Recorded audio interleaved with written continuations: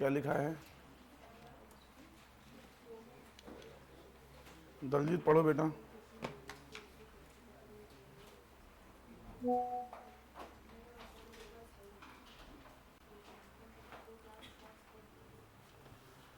लिखा क्या क्या उसमें? तो यहाँ रिमूवल है, एक तो ये बात क्लियर है, इम्पीचमेंट नहीं है, ठीक है, रिमूवल है।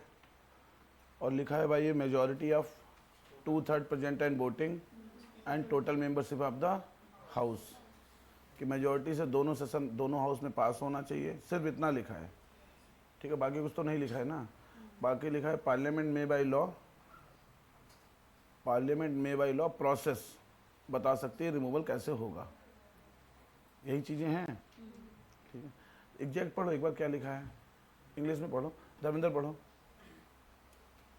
A judge of Supreme Court shall not be removed from his office except by an order of the President passed after an address by each house. तो ऑर्डर बाय द प्रेसिडेंट, तो finally जब legislative process complete हो जाएगा उसके बाद presidential order से remove किया जाएगा, ठीक है। मेजॉरिटी दी है 2/3 present and voting, 2/3 present and voting and total membership of house. इसका मतलब हमको पता है टोटल मेंबरशिप ऑफ हाउस का मतलब क्या है, मेजॉरिटी याद रखेंगे। सेम मेजॉरिटी हमको कॉन्स्टिट्यूशनल अमेंडमेंट के लिए चाहिए थी, वही तो मेजॉरिटी है, स्पेशल मेजॉरिटी, ठीक है। आगे क्या लिखा है? Of House of Parliament supporting by a majority of the total membership of होगा देखो, majority of the total membership of that house and by a majority of not less than 2/3 लिखा तो है present प्रेसिडेंट में 2/3 total house की majority है। President में जो मेजॉरिटी चाहिए सबसे ज़्यादा मेजॉरिटी है, that is 2/3 of the total membership of the house. यहाँ प्रेजेंट एंड वोटिंग की मेजॉरिटी है, हाँ, वहाँ ऑब्वियसली टोटल तो 543 का 2/3 चाहिए प्रेसिडेंट के लिए लोकसभा में और 245 का 2/3 चाहिए प्रेसिडेंट के लिए राज्यसभा में, ठीक है। यहाँ प्रेजेंट एंड वोटिंग की मेजॉरिटी है, ठीक है। तो प्रेजेंट हो आप लेकिन आपने वोट नहीं किया, ठीक है, लीव द हाउस, समझ रहे हो, ये तो बेसिक चीज़ें हो गई, ठीक है। majority not less than 2/3 of the members of the house present and voting has been presented to the president in the same session. In the same session, तो इम्पॉर्टेंट है, ये कहानी सिर्फ यहीं लिखी हुई है, ये कहानी कहीं और नहीं लिखी हुई है। तो सेम सेशन, इसका मतलब अगर सेशन प्रोरॉग होता है, प्रोरॉग होता है तो अगर मोशन किसी एक हाउस से पास होकर दूसरे में पेंडिंग है या किसी में पेंडिंग है तो मोशन कोलैप्स कर जाएगा, नल एंड वॉइड हो जाएगा, ठीक है। सब्सटेंसिव मोशन है, कोलैप्स कर जाएगा। Session for such removal on the ground of proved misbehavior. Ground दिए हुए हैं proved misbehaviour and incapacity, proved misbehaviour और इनकैपेसिटी। अब इससे पहले अगर हम ग्राउंड की बात करें, सिर्फ प्रेसिडेंट के केस में ग्राउंड दिया हुआ था, violation of constitution. Vice president का कोई ग्राउंड नहीं है, स्पीकर का कोई ग्राउंड नहीं है, प्रेसिडेंट का तो सिर्फ एक ही, प्राइम मिनिस्टर का एक ही ग्राउंड है, काउंसिल ऑफ मिनिस्टर जब कोलैप्स करेगा, ठीक है, बाकी किसी का ग्राउंड नहीं दिया हुआ। जजेस का ग्राउंड दिया हुआ प्रूव्ड मिसबिहेवियर एंड इनकैपेसिटी, ठीक है। आगे, ठीक है। तो पार्लियामेंट ने जजेज इंक्वायरी एक्ट नहीं लिखा है क्या, पार्लियामेंट क्लॉज 5 में दिया हुआ, क्लॉज 5 पढ़ो। Parliament may by law regulate the procedure for the presentation of an address and for the investigation and proof of the misbehavior. ठीक है, तो पार्लियामेंट में बाय लॉ, तो constitution has not defined the word either incapacity और proved misbehaviour, लेकिन various judicial interpretation से हमको पता चला है कि प्रूव्ड मिसबिहेवियर क्या है। तो सुप्रीम कोर्ट ने कुछ केस लॉज में बात की, what constitute proved misbehaviour. 124 clause 5 says that the parliament can regulate the procedure of the removal of the judges। तो पार्लियामेंट ने जजेज इंक्वायरी एक्ट बनाया हुआ है। जजेज इंक्वायरी एक्ट कब बनाया था? 1968। अब इसमें क्या कह रहे हो कि मोशन किसी भी हाउस में इनिशिएट हो सकता है, किसी भी हाउस में मोशन इनिशिएट। अब इसका प्रोसेस क्या है ये पूछ सकते हैं क्योंकि भी बवाल चल रहा है, ठीक है। तो motion can be initiated in any house of parliament, ठीक है, but it should be supported by at least 100 members in Lok Sabha and 50 members in Rajya Sabha, 50 members चाहिए। मोशन प्रेजेंट किया जाएगा प्रिसाइडिंग ऑफिसर के सामने, और यहाँ पे प्रिसाइडिंग ऑफिसर की डिस्क्रिशनरी पावर है कि इस मोशन को एक्सेप्ट करता है, रिजेक्ट करता है। तो यहाँ पे डिस्क्रिशनरी पावर है, ठीक है, लिखा हुआ कि presiding officer may accept the motion और आउटराइटली रिजेक्टेड। अब डिस्क्रिशनरी पावर है प्रिसाइडिंग ऑफिसर की, ठीक है। इससे पहले मोशन आया था राज्यसभा में ऑनरेबल चीफ जस्टिस दीपक मिश्रा के खिलाफ, तो उसमें वेंकटा नायडू वाइस प्रेसिडेंट थे, तो 50 MP दीपक मिश्रा थे ना, दीपक मिश्रा, तो दीपक मिश्रा के खिलाफ मोशन लेके गए, वेंकटा नायडू ने वहीं रिजेक्ट कर दिया उसको कि नहीं, मोशन एक्सेप्टेबल नहीं है। अब अगर स्पीकर एक्सेप्ट करता है मोशन को, तो अब प्रूव्ड मिसबिहेवियर की कहानी शुरू होगी। अगर स्पीकर मोशन को एक्सेप्ट करता है, ठीक है, तो वो 3 लोगों की एक कमेटी बनाएगा, ठीक है। अगर सुप्रीम कोर्ट का जज है तो CJI होंगे सुप्रीम कोर्ट के, अगर CJI के खिलाफ मोशन है तो सीनियर मोस्ट जज होंगे सुप्रीम कोर्ट के। इसके अलावा किसी भी हाई कोर्ट का CJI होगा, और कोई भी ज्यूरिस्ट होगा, कोई भी एक व्यक्ति आप ले लोगे ज्यूरिस्ट हो, ठीक है। ये 3 लोग इंक्वायरी करेंगे, और इंक्वायरी करने के बाद if they are satisfied that the misbehaviour has been proved, अब किस आधार पे प्रूव किया जाएगा, तो मिसबिहेवियर वही है, आप रिश्वत ले लो, कोई लॉ के अगेंस्ट कोई काम करो, कॉन्स्टिट्यूशनल वायलेशन करो, ठीक है, तो मिसबिहेवियर वही चीज़ें हैं। मिसबिहेवियर कि आप किसी क्रिमिनल एक्टिविटी में इन्वॉल्व हो, ठीक है, आप अल्ट्रा वायरस टू कॉन्स्टिट्यूशन कोई काम करो, करप्शन, तो जसवंत वर्मा के खिलाफ करप्शन के चार्जेज हैं। तो अगर एक कमेटी अप्रूव कर देगी कि हाँ भाई प्रूव्ड मिसबिहेवियर है, ठीक है, then only speaker can proceed with the motion, या chairman can proceed with the motion. अगर एक कमेटी रिकमेंड करती है that misbehaviour has not been proved with certain facts, तो मोशन यहीं पे समाप्त हो जाएगा। तो दूसरा देखो, एक सेफ गार्ड है जजेस के लिए। तो पहला सेफ गार्ड तो यही है कि प्रिसाइडिंग ऑफिसर डिसाइड कर सकता है। दूसरा कमेटी, इवन प्रेसिडेंट से ज़्यादा टफ है इनको इम्पीच करना। तो कमेटी, और कमेटी में भी एक तरीके से जजेज ही हैं, प्लूरलिटी ऑफ जुडिशरी है, 2 तो जजेज ही हैं, है या नहीं है। तो अगर जजेज डिसाइड कर लेंगे नहीं मिसबिहेवियर प्रूव नहीं हुआ है, तो भाई आप उसे आगे फर्दर प्रोसीड नहीं कर सकते। फिर ये आएगा हाउस में, वोटिंग होगी, बहस होगी, वोटिंग होगी। अगर उस हाउस में 2/3 प्रेजेंट एंड वोटिंग की मेजोरिटी से पास हो गया तो दूसरे हाउस में जाएगा। दूसरे हाउस में भी डिबेट, डिस्कशन, वोटिंग, अगर वहाँ भी 2/3 प्रेजेंट एंड वोटिंग की मेजोरिटी है, जो भी टोटल मेजोरिटी है, उससे पास हो गया, then the process will be complete and president will issue an executive order for the removal of जज। ये प्रोसेस है इन द सेम सेशन। तो वो कॉन्स्टिट्यूशन में लिखा हुआ है कि सेम, अभी लिखा क्यों है इसके पीछे कोई वैलिड रीजन समझ में नहीं आ रहा है, ठीक है। तो ये रिमूवल का प्रोसेस है। अभी तक कोई जज इम्पीच नहीं हुआ है। एक बार प्रोसेस स्टार्ट हुआ था, मिसबिहेवियर प्रूव हुआ था, लेकिन शायद वो राज्यसभा में अप्रूव नहीं हो पाया। कौन से जस्टिस कोई थे? बी रामास्वामी, ठीक है। अब यशवंत वर्मा है, इनके खिलाफ मोशन राज्यसभा में, क्योंकि वाइस प्रेसिडेंट उसको एक्सेप्ट करके गए थे, तो जो नए वाइस प्रेसिडेंट होंगे वो कोई कमेटी बनाएंगे, और कमेटी बनाने के बाद आगे का प्रोसेस स्टार्ट होगा, ठीक है। तो 124 में एक बार और कोई चीज़ हो 124 में, तो देखो बेटा एक बार देखना, बेयर एक्ट देना, आज मंगा लूंगा बेयर एक्ट यार। तो 124 इंपॉर्टेंट है। 124 तो कल हम लोगों ने देख लिया था अपॉइंटमेंट कैसे होगा। तो appointment is quite clear, qualification is quite clear, there is no term. अगर टर्म की बात करें तो कोई टर्म नहीं है, मैक्सिमम एज दी हुई है। मैक्सिमम एज क्या दी हुई है? 65। ओथ कौन दिलवाएगा? ओथ प्रेसिडेंट दिलवाएगा, ठीक है। और ये लास्ट में दिया हुआ है क्लॉज 7 में, अगर आप सुप्रीम कोर्ट के जज हो तो आफ्टर रिटायरमेंट आप इन द टेरिटरी ऑफ इंडिया किसी भी कोर्ट में प्लीड नहीं कर सकते हो एज ए लॉयर, ठीक है। हाई कोर्ट के जज हो तो सुप्रीम कोर्ट में प्लीड कर सकते हो, लेकिन अगर आप सुप्रीम कोर्ट के जज या चीफ जस्टिस के रूप में आप रिटायर हुए हो तो आप किसी भी कोर्ट में, किसी भी ट्रिब्यूनल के सामने, इवन सुप्रीम कोर्ट में भी आप प्लीड नहीं कर सकते हो। You can not act as a lawyer, as a counsel, तो ये लिखा हुआ है। अब उसके 125 सैलरी, तो सैलरी क्लियर है। इनकी सैलरी कौन डिसाइड करेगा? पार्लियामेंट। तो सभी की सैलरी पार्लियामेंट डिसाइड करेगी। सैलरी अलाउंस एक चीज़ हम बहुत बार देख चुके हैं, इनकी salary consolidated fund of India पे चार्ज एक्सपेंडिचर है, तो इनका जो भी खर्चा है वो कंसोलिडेटेड फंड ऑफ इंडिया पे चार्ज एक्सपेंडिचर है। जजेस की सैलरी वगैरह, सैलरी कम नहीं कर सकते उनके टेन्योर में, सारी चीज़ें भी हम लोगों को पता है, ठीक है, बार बार डिस्कस कर चुके हैं। तो 125 में सैलरी दी हुई है। Privilege, allowances, leave of absence, pension time to time parliament decide करेगी जो भी इनके प्रिविलेज होंगे, और सेकेंड शेड्यूल में लिखे हुए हैं, ठीक है।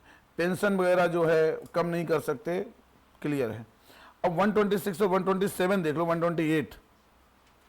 तो 126 में एक्टिंग चीफ जस्टिस की बात की गई है, एक्टिंग चीफ जस्टिस। तो अगर चीफ जस्टिस, अब ये 126 एडहॉक, एक्टिंग और एडिशनल, तो 126 में एक्टिंग चीफ जस्टिस की बात की गई है। आर्टिकल मुझे लग रहा है इंपॉर्टेंट है, 126 127 आर्टिकल पूछ सकते हैं आपसे। तो एक्टिंग चीफ जस्टिस क्या है कि जो वैकेंट है या क्या है, अब्सेंस है। तो अगर वैकेंसी है, वैकेंसी कैसे भी क्रिएट हो सकती है, ठीक है। वैकेंसी कैसे क्रिएट, आप रिजाइन कर दो, आपको रिमूव कर दिया जाए, ठीक है, आपकी डेथ वगैरह हो जाए तो वैकेंसी क्रिएट हो गई, या आप अब्सेंट हो, तो अब्सेंट में आप बीमार हो गए, इनकैपेसिटी है, आप काम नहीं कर पा रहे हो, आप किसी फॉरेन टूर पे गए हुए 15-20 दिन के लिए, ठीक है, तो उस समय प्रेसिडेंट या आप अपनी ड्यूटीज परफॉर्म करने में अनेबल हो, तो कोई और जज जिसे प्रेसिडेंट अपॉइंट करे for this purpose.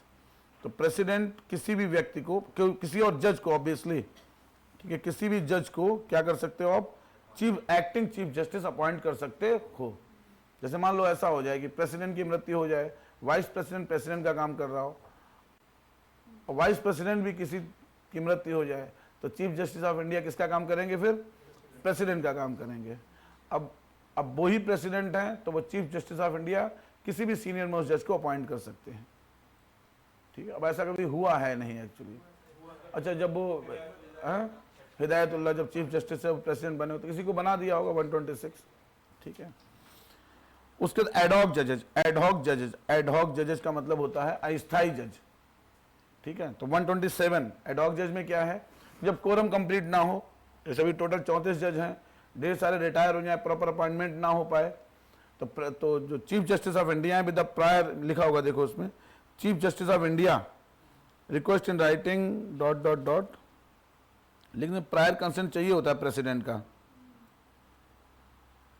If at any time there should not be a quorum of the जजेस of the supreme Court available to hold और continue any session of the court. तो कोरम कंप्लीट नहीं है, ठीक है, कोई session Supreme court को constitutional bench 5 जजेज की है, मान लो जज नहीं है, ठीक है। अभी तो and after consent may be the previous consent of the president, तो प्रेसिडेंट की प्रीवियस कंसेंट से चीफ जस्टिस ऑफ, और जिस हाई कोर्ट से आप बुलाओगे जज को, ठीक है, उनके चीफ जस्टिस की प्रायर कंसेंट से आप किसी भी हाई कोर्ट के जज को सुप्रीम कोर्ट में एडहॉक जज अपॉइंट कर सकते हो। क्वालिफिकेशन सिर्फ एक है कि जो जज है हाई कोर्ट का, उसके पास, ठीक है, सुप्रीम कोर्ट का जज बनने की क्वालिफिकेशन होनी चाहिए। इसका मतलब 5 साल वहां जज रह चुका हो, 10 साल उसने कहीं पहले प्रैक्टिस की हो, ... ठीक है।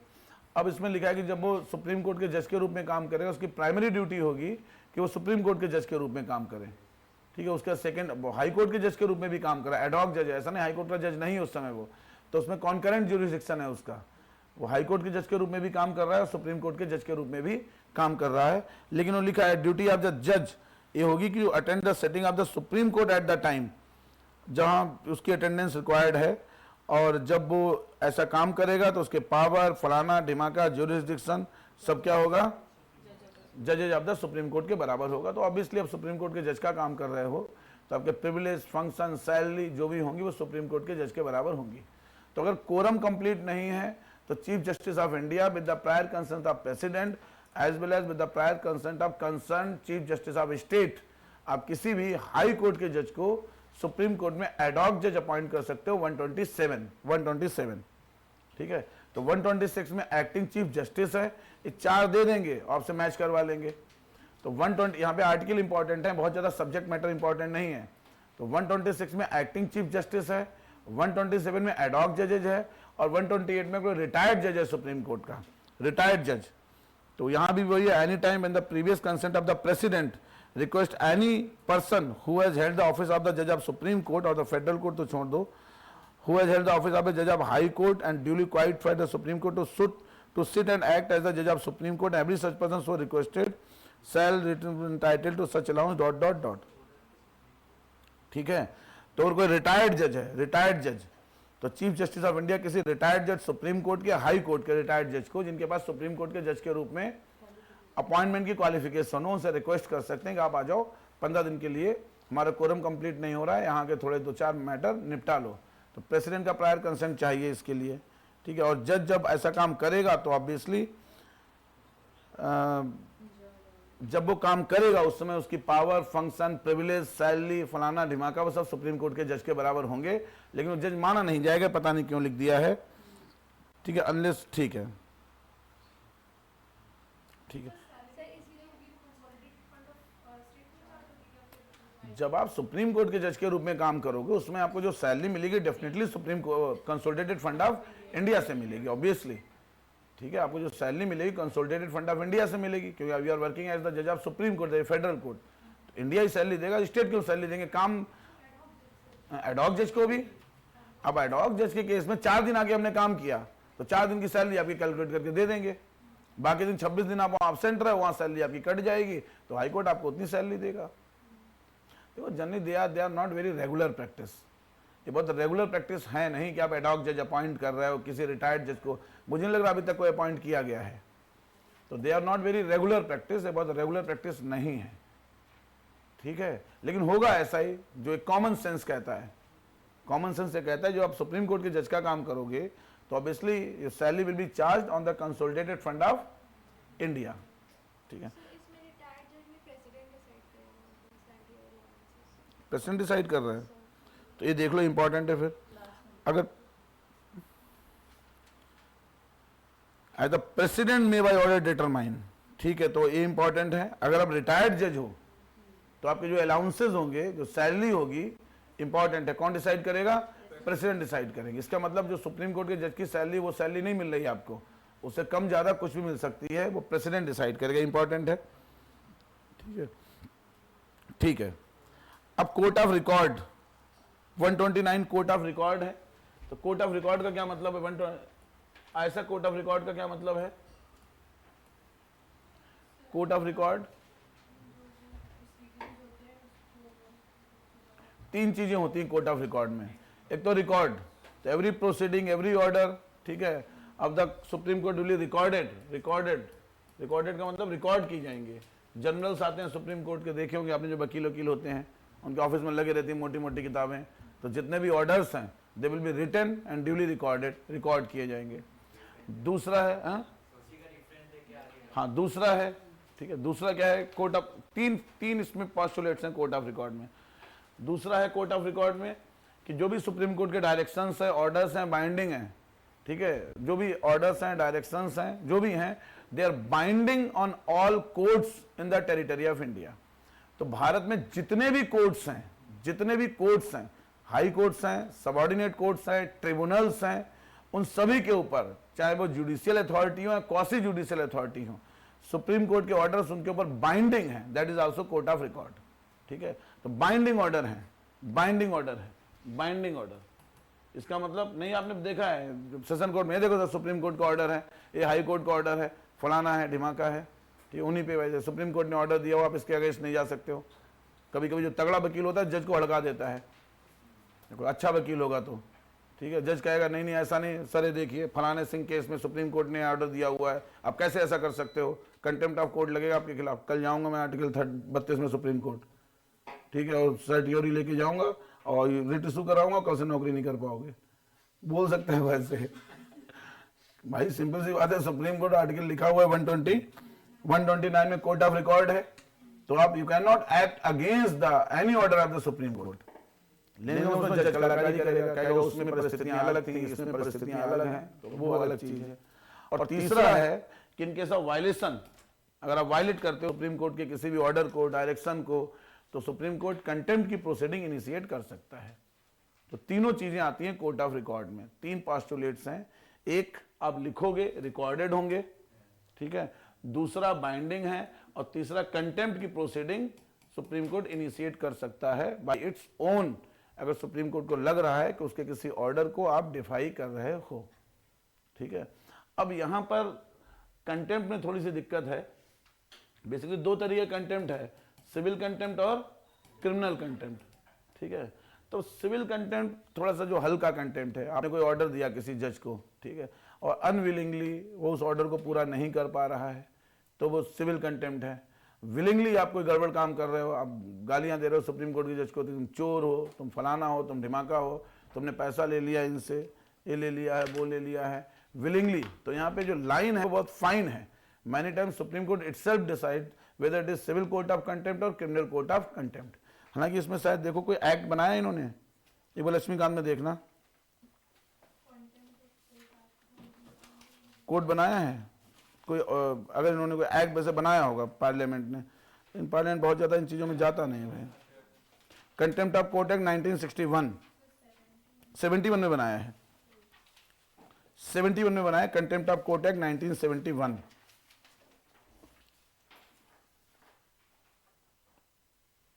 ठीक है, तो इसको ध्यान रखेंगे, contempt of court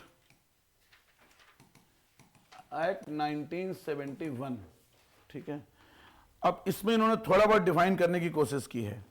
civil contempt का मतलब है, ठीक है, कि कोई भी बिल मतलब गलती हो जाए आपसे कोई, ठीक है, बहुत ज़्यादा विलफुल ना हो, लेकिन कई बार ऐसा होता है, तो सिविल कंटेम्प्ट है। क्रिमिनल कंटेम्प्ट है कि आप कोई जुडिशियल प्रोसीडिंग में आप रुकावट कर रहे हो, ठीक है, आप कोर्ट में जाके हो हल्ला कर रहे हो, जज को चप्पल फेंक के मारे दे रहे हो, लोग बदतमीजी दे देते हैं, ऐसे हैं कुछ कुछ पागल पागल लोग, ठीक है, या गोली चला दो जज के ऊपर मतलब समझ रहे हो क्रिमिनल कंटेम्प्ट क्या है, with the criminal intention.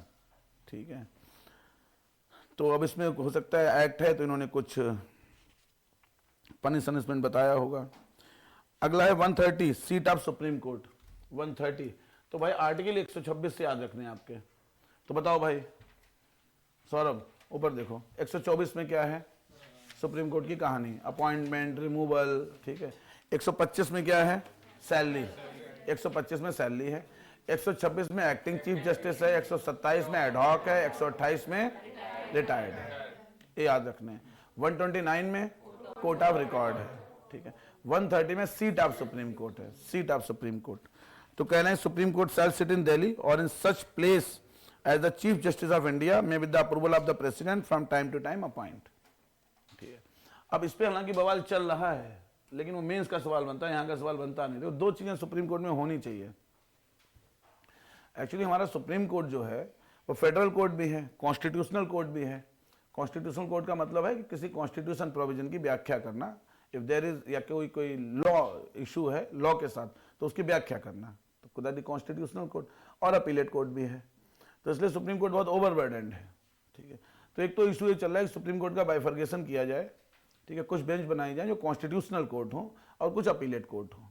Appellate court, constitutional court ठीक है, आप दिल्ली में बैठो, लेकिन जो अपीलेट कोर्ट हैं इनके लिए सुप्रीम कोर्ट की और बेंचेज बनाई जाएं। It is very difficult from a person from Kerala to approach supreme court. भाई हमारे जस्टिस सिस्टम की सबसे बड़ी बुराई है वो ये है कि एक्सपेंसिव जस्टिस है, जस्टिस बहुत एक्सपेंसिव है, everybody can not reach to supreme court, आप पहुंच ही नहीं सकते हो सुप्रीम कोर्ट। आप देखो ना, मैक्सिमम जो कन्विक्शन है वो सेशन कोर्ट से हैं, तो गरीब आदमी हाई कोर्ट ही नहीं पहुंच पाएगा, कहाँ से वकील की फीस देगा। और सुप्रीम कोर्ट जाना तो इम्पॉसिबल है। सुप्रीम कोर्ट में पहले तो आप एक एडवोकेट ऑन रिकॉर्ड ढूंढो जो आपकी पिटीशन रखे, फिर आप दूसरा वकील करो, फिर दिल्ली जाओ रहो, फिर पता चला डेट लग रही, तो पॉसिबल नहीं है। तो एक है कि सुप्रीम कोर्ट का बाइफर्गेशन करो, एक तो कॉन्स्टिट्यूशनल कोर्ट, इसके लिए ठीक है, इसकी एक सीट दिल्ली में होनी चाहिए, आप दिल्ली में बैठा लो जो कॉन्स्टिट्यूशनल कोर्ट है, लेकिन इसके अलावा बाकी बेंचेस भी होनी चाहिए जो अपीलेट कोर्ट हो।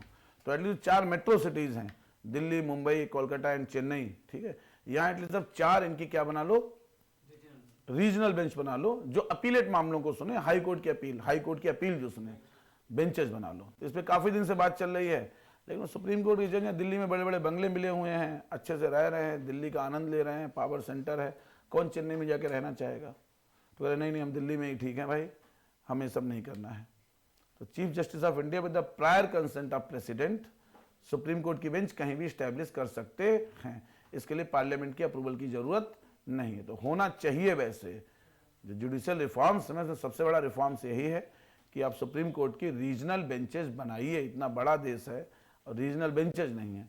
यूएसए में तो ठीक है, फेडरल कोर्ट इन्होंने बना लिया वाशिंगटन डीसी में, उसके अलावा हर स्टेट का अपना एक हाई कोर्ट है जो हमारे सुप्रीम कोर्ट जैसा है। ठीक है, तो ये समस्या है। अब ओरिजिनल अच्छा, अब इनका ज्यूरिसडिक्शन देख लो कौन कौन सा है। ज्यूरिसडिक्शन, ज्यूरिसडिक्शन का मतलब क्या है? न्यायाधिकरण क्षेत्र, कि किन किन मामलों में आप सुप्रीम कोर्ट अप्रोच कर सकते हो। तो 131 में ओरिजिनल ज्यूरिसडिक्शन दिया हुआ है। ये सब आप लोगों ने पढ़ा होगा, इसमें बहुत ज्यादा चीजें हैं नहीं। ओरिजिनल ज्यूरिसडिक्शन,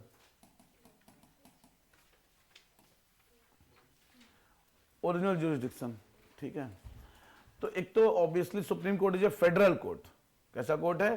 फेडरल कोर्ट है। तो फेडरल कोर्ट का मतलब है कि सेंटर और स्टेट के बीच में, जो कल तुम लोग पढ़ रहे थे, सेंटर और स्टेट के बीच में अगर कोई डिस्प्यूट है तो कौन सुनेगा? सुप्रीम कोर्ट सुनेगा। दो स्टेट्स के बीच में कोई डिस्प्यूट है, कौन सुनेगा? सुप्रीम कोर्ट सुनेगा। सुनेगा नहीं सुनेगा? अगर एक तरफ गवर्नमेंट और एक स्टेट है, दूसरी तरफ और स्टेट है, तो कौन सुनेगा? सुप्रीम कोर्ट सुनेगा भाई, ठीक है, सुप्रीम कोर्ट सुनेगा, ठीक है। अब इसके अलावा कौन कौन सी चीजें सुप्रीम कोर्ट के ओरिजिनल ज्यूरिसडिक्शन में हैं? बताओ भाई। नहीं, एक तो बताया था यार, प्रेसिडेंट का election, dispute regarding election of president. अगर प्रेसिडेंट के इलेक्शन संबंधी कोई विवाद है तो वो भी सुप्रीम कोर्ट का कौन सा ज्यूरिसडिक्शन है? ओरिजिनल ज्यूरिसडिक्शन है या नहीं है? वाइस प्रेसिडेंट के इलेक्शन संबंधी कोई विवाद है तो वो सुप्रीम कोर्ट का ओरिजिनल ज्यूरिसडिक्शन है। आप सुप्रीम कोर्ट ही जा सकते हो, आप हाई कोर्ट नहीं जा सकते हो, ठीक है। सिमान, अगर एमपी के इलेक्शन संबंधित कोई विवाद है, हाई कोर्ट। एमएलए के इलेक्शन संबंधी कोई विवाद है, हाई कोर्ट। हाई कोर्ट आप जा सकते हो। क्लियर है? क्लियर है? अब दो तीन चीजें इन्होंने लिखी हैं, पढ़ लो। Provided that 262 to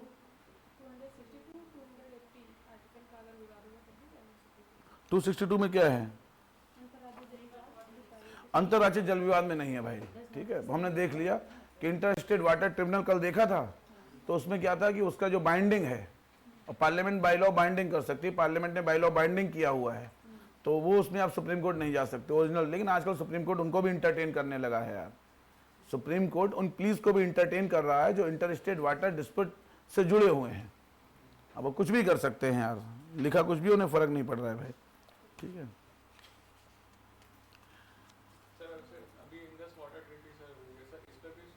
Indus water treaty में सुप्रीम कोर्ट कैसे सुने? इंडस वाटर ट्रीटी तो भारत और पाकिस्तान के बीच की ट्रीटी है, तो वहां तो सुप्रीम कोर्ट का जुरिसडिक्शन ही नहीं है, हैं? हाँ, वो तो अलग ट्रीटी है, तो भारत सरकार ने पाकिस्तान की सरकार के साथ विद मीडिएटर्स ट्रीटी की हुई है। हाँ, आईसीजे देखे, जहां भी जाएं कोई डिस्प्यूट रेजोल्यूशन मैकेनिज्म अपनी ढूंढे आपस में, लेकिन वहां क्या है कि वहां सुप्रीम कोर्ट का जुरिसडिक्शन नहीं है वहां, ठीक। अब ये कुछ चीजें हैं ना, ये बहुत इंपॉर्टेंट है नहीं, कि provided that the said jurisdiction shall not extend to a dispute arising out of any treaty, agreement, covenant, engagement, sanad or any other similar instrument which having been entered into or executed before the commencement of the constitution। इसका मतलब, अगर इधर देखो, अगर संविधान लागू होने से पहले यूनाइटेड प्रोविंस, ठीक है, प्रोविंस ऑफ बिहार ने कोई एग्रीमेंट किया हुआ था, ठीक है, अब उस एग्रीमेंट संबंधी कोई विवाद है तो वो सुप्रीम कोर्ट के ओरिजिनल जुरिसडिक्शन में नहीं आएगा, ऐसा कह रहे हैं, ठीक है। यही तो लिखा है भाई, ठीक है। तो ये सुप्रीम कोर्ट का ओरिजिनल जुरिसडिक्शन नहीं है, तो फिर किसका जुरिसडिक्शन है? कहां लिखा है?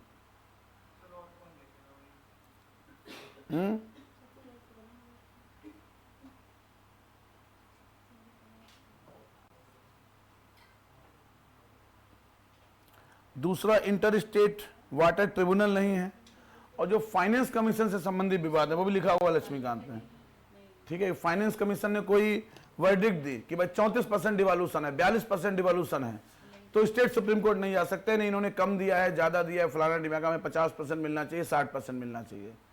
तो फाइनेंस कमीशन की जो वर्डिक्ट है, जो रिवार्ड है, उसके अगेंस्ट भी आप सुप्रीम कोर्ट नहीं जा सकते हो।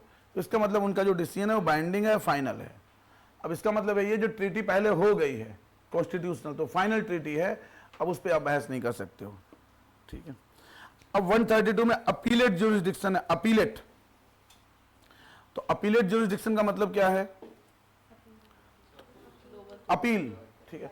अब इसने बहुत ज्यादा रश्मिकांत में टिक टिक दे रखा है, उस सबका कोई मतलब है नहीं। अपीलेट जो इसका मतलब है हाई कोर्ट के खिलाफ अपील कर रहे हो आप, ठीक है। तो हाई कोर्ट ने कोई वर्डिक्ट सुनाई है, ठीक है, और हाई कोर्ट के खिलाफ आप क्या कर रहे हो, अपील कर रहे हो, अपील। अब इन सर्टेन मैटर्स अपील सारे राइट, आपके अधिकार है, सुप्रीम कोर्ट सुनेगा ही सुनेगा, और कुछ मैटर्स में अपील राइट नहीं है, ठीक है। अब इसमें ना इंदिरा गांधी ने किच किच करके बहुत अमेंडमेंट किए थे उस समय कि हाई कोर्ट के खिलाफ कब अपील कर सकते हो, कब अपील नहीं कर सकते हो। तो थोड़ा कॉम्प्लिकेटेड है, मेंस के टाइम भी पढ़ना, या इतना ज़्यादा पूछा नहीं जाएगा, ठीक है। अगर पढ़ना चाहो तो एक बार लक्ष्मीकांत से पढ़ लेना किन मैटर्स में आप अपील कर सकते हो। डेथ सेंटेंस वगैरह है तो आप अपील कर सकते हो, आपका मैटर ऑफ राइट है। अगर सेशन कोर्ट ने आपको अक्विट कर दिया, हाई कोर्ट ने आपको डेथ सेंटेंस दे दिया है, तो अपील आपका राइट है, सुप्रीम कोर्ट सुनेगा ही सुनेगा। लेकिन आजकल सुप्रीम कोर्ट अपील डिनाई नहीं करता है, सुनता है, ठीक है। Generally law of natural justice है तो सुप्रीम कोर्ट अपील सुनता है आपकी, वो बात अलग है अपील फेंक दे उठा के। उसके बाद 133 भी अपीलेट जुरिस्डिक्शन है, ठीक है। अब देखो शायद में अमेंडमेंट हुआ था, देखो एक बार 30th अमेंडमेंट कि an appeal shall lie to the supreme court from any judgment. एक बार पढ़ लेते हैं खाली, चलो 132 भी पढ़ लेते हैं एक बार। Appellate jurisdiction of Supreme Court in appeals from high court in certain cases, ठीक है। An appeal shall lie to the Supreme Court from any judgment, decree or final order of the High Court in the territory of India, whether a civil, criminal or other proceeding. अब इन्होंने amendment किया है, if the High Court certifies under Article 134A that the case involves a substantial question of law as to the interpretation of the Constitution, ठीक है। इसको इन्होंने जोड़ा है 44th कॉन्स्टिट्यूशनल अमेंडमेंट एक्ट से कि अगर हाई कोर्ट सर्टिफाई करता है कि उसमें सब्सटेंशियल क्वेश्चन ऑफ लॉ और interpretation of the constitution involve है। इसका मतलब अगर हाई कोर्ट सर्टिफाई नहीं करता है तो आप सुप्रीम कोर्ट नहीं जा सकते, ठीक है। ये सब उस समय बवाल चल रहा था। हो क्या रहा था कि श्रीमती गांधी ने हाई कोर्ट्स कर लिए थे मैनेज उस समय, ठीक है। तो हाई कोर्ट्स उनके पक्ष में क्या दिए दे रहे थे, फैसला दिए दे रहे थे। ढेर सारे लोग चले जा रहे थे सुप्रीम कोर्ट, और सुप्रीम कोर्ट उनके खिलाफ था। तो इन्होंने बीच में ढेर सारे अमेंडमेंट किए जिसमें इन्होंने अपीलेट जो जुरिस्डिक्शन था सुप्रीम कोर्ट का उसको इन्होंने रिस्ट्रिक्ट किया। बाद में 44वें संविधान संशोधन में कुछ चीजें रिकरेक्ट की गई, कुछ ऐसा हुआ था, ठीक है। सबसे पुराना केस था मारुति वाला केस, जिसमें इन्होंने जमीन ले ली थी, ठीक है, जमीन दे दी मारुति को, बाद में उसके खिलाफ लोग कोर्ट चले गए, तो हाई कोर्ट ने इनके पक्ष में फैसला दिया, सुप्रीम कोर्ट ने सारे फैसले इनके पलट दिए थे, तो गुस्सा हो गई, इन्होंने उसकी अपीलेट जुरिस्डिक्शन ही कर्टेल कर दिया सुप्रीम कोर्ट का। तो उससे संबंधित कुछ केस लॉज हैं यहाँ पे। Whether such a certificate is given, any party in the case may appeal to the Supreme Court on the ground that such question and aforesaid has been wrongly decided. तो अभी क्या है कि high court ने कोई verdict decree दी हुई है, और हाई कोर्ट आपको जनरली हाई कोर्ट अलाउ करते हैं कि भाई ठीक है नेचुरल जस्टिस है, अपील करो जब तक आपको ऑप्शंस हैं। तो हाई कोर्ट लिख देते हैं अपील अलाउड, जब नीचे ऑर्डर होगा तो उसमें लिख देते हैं special leave allowed, appeal allowed, appeal allowed. इसका मतलब आप हाई सुप्रीम कोर्ट जा सकते हो, ठीक है। फाइनल ऑर्डर का कोई मतलब नहीं है। अब 133 में क्या है, an appeal shall lie to the supreme court from any judgment dot dot dot in a civil proceeding of high court in the territory of India if the high court certifies under article 134A that the case involves a substantial question of law of general importance that in the opinion of high court the said question need to be decided by the supreme court. तो यहां भी यही है। तो 132 criminal proceeding के case में है, दोनों लिखे हुए हैं, 133 भी सिविल प्रोसीडिंग के केस में है, ठीक है, लगभग वही चीजें हैं। तो है क्या इसमें यार, 132 में सिविल क्रिमिनल दोनों दे रखे हैं, 133 में सिविल दे रखा है, 134 में क्या दे रखा है, क्रिमिनल दे रखा है। An appeal shall lie to the supreme court from any judgment of the high court in the territory of India if the high court has an appeal reversed और an order of acquittal of accused person and sentence into death. इसका मतलब अगर session court ने आपको equity कर दिया है, आपके खिलाफ मर्डर का ऑफेंस था, सेशन कोर्ट ने, ट्रायल कोर्ट ने आपको छोड़ दिया, और हाई कोर्ट ने उससे क्या कर दिया, रिवर्स कर दिया और आपको डेथ सेंटेंस दे दिया, ठीक है, तो सुप्रीम कोर्ट जाना आपका राइट है। ये बात समझ में आ रही है। अभी कल मुंबई ब्लास्ट वालों को छोड़ दिया, तो हाई सेशन कोर्ट ने फांसी की सजा सुनाई थी, हाई कोर्ट ने छोड़ दिया। हाई कोर्ट ने लगा होगा कुछ लॉ। देखो सेशन कोर्ट जितने भी भारत में हैं समझ लो, ये सब दबाव में काम करते हैं। सेशन कोर्ट है जस्ट लाइक पुलिस, तो पुलिस जो लिख देती है 99% केसेस में सेशन कोर्ट उसे मान लेते हैं। हाई कोर्ट तक पहुंचते पहुंचते थोड़ा लॉ देखना शुरू होता है कि भैया क्या कानून का पालन हुआ है नहीं हुआ है, dot dot dot. Supreme court आपको फाइनल रिलीफ देता है। सुप्रीम कोर्ट वास्तव में आपके फंडामेंटल राइट्स चेक करता है कि यहाँ आपके फंडामेंटल राइट का वायलेशन तो नहीं हुआ है, नेचुरल जस्टिस फॉलो हुआ है नहीं हुआ है ड्यूरिंग द प्रोसीडिंग। तो जो मैक्सिमम मतलब वास्तव में सुप्रीम कोर्ट ही आपको राहत देता है, ठीक है। तो अगर हाई कोर्ट ने ऐसी बदतमीजी दी है कि सेशन कोर्ट ने आपको एक्विट कर दिया, स्टेट उस ऑर्डर के खिलाफ चला गया हाई कोर्ट, और हाई कोर्ट ने आपको कन्विक्ट कर दिया, वो डेथ सेंटेंस दे दिया आपको, तो सुप्रीम कोर्ट जाना आपका राइट है। दूसरा, has withdrawn from the trial, ठीक है। तो हाई कोर्ट एक काम करे, जैसे हाई कोर्ट के पास जैसे सेशन कोर्ट में कोई मुकदमा चल रहा है, हाई कोर्ट बोले तुम नहीं सुनोगे, मेरे पास लेके हम सुनेंगे, हाई कोर्ट ऐसा कर सकता है। और हाई कोर्ट आपको कैपिटल पनिशमेंट दे दे तो आप सुप्रीम कोर्ट जा सकते हो, ठीक है। थर्ड है सर्टिफाई कर दे हाई कोर्ट, तो आप सुप्रीम कोर्ट जा सकते हो। तो जनरली हर मैटर में आजकल हाई कोर्ट सर्टिफाई करता है, नहीं करेगा तो दूसरा तरीका है सुप्रीम कोर्ट जाने का। 135 ये कह रहा है जो पहले फेडरल कोर्ट था, ठीक है, उसका जो ज्यूरिसडिक्शन था वो सुप्रीम कोर्ट का ज्यूरिसडिक्शन होगा। तो गवर्नमेंट ऑफ इंडिया 1935 में फेडरल कोर्ट बना था, एक याद है, ठीक है। तो वही कह रहे हैं उसका वही ज्यूरिसडिक्शन वही पावर डॉट डॉट डॉट। 135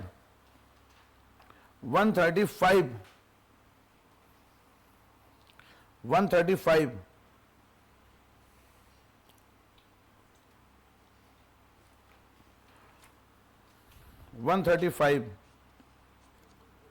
देख लिया, ठीक है। अब जो सबसे बड़ी पावर है सुप्रीम कोर्ट की, मतलब कुछ आर्टिकल बहुत ही महत्वपूर्ण है। 136 है एसएलपी, स्पेशल लीव पिटीशन, ठीक है। अब स्पेशल लीव पिटीशन क्या, एसएलपी क्या है? अब एसएलपी क्या है? स्पेशल लीव पिटीशन, विशेष अनुमति याचिका बोलते हैं इसको, विशेष अनुमति याचिका। क्या है विशेष अनुमति याचिका? क्या है?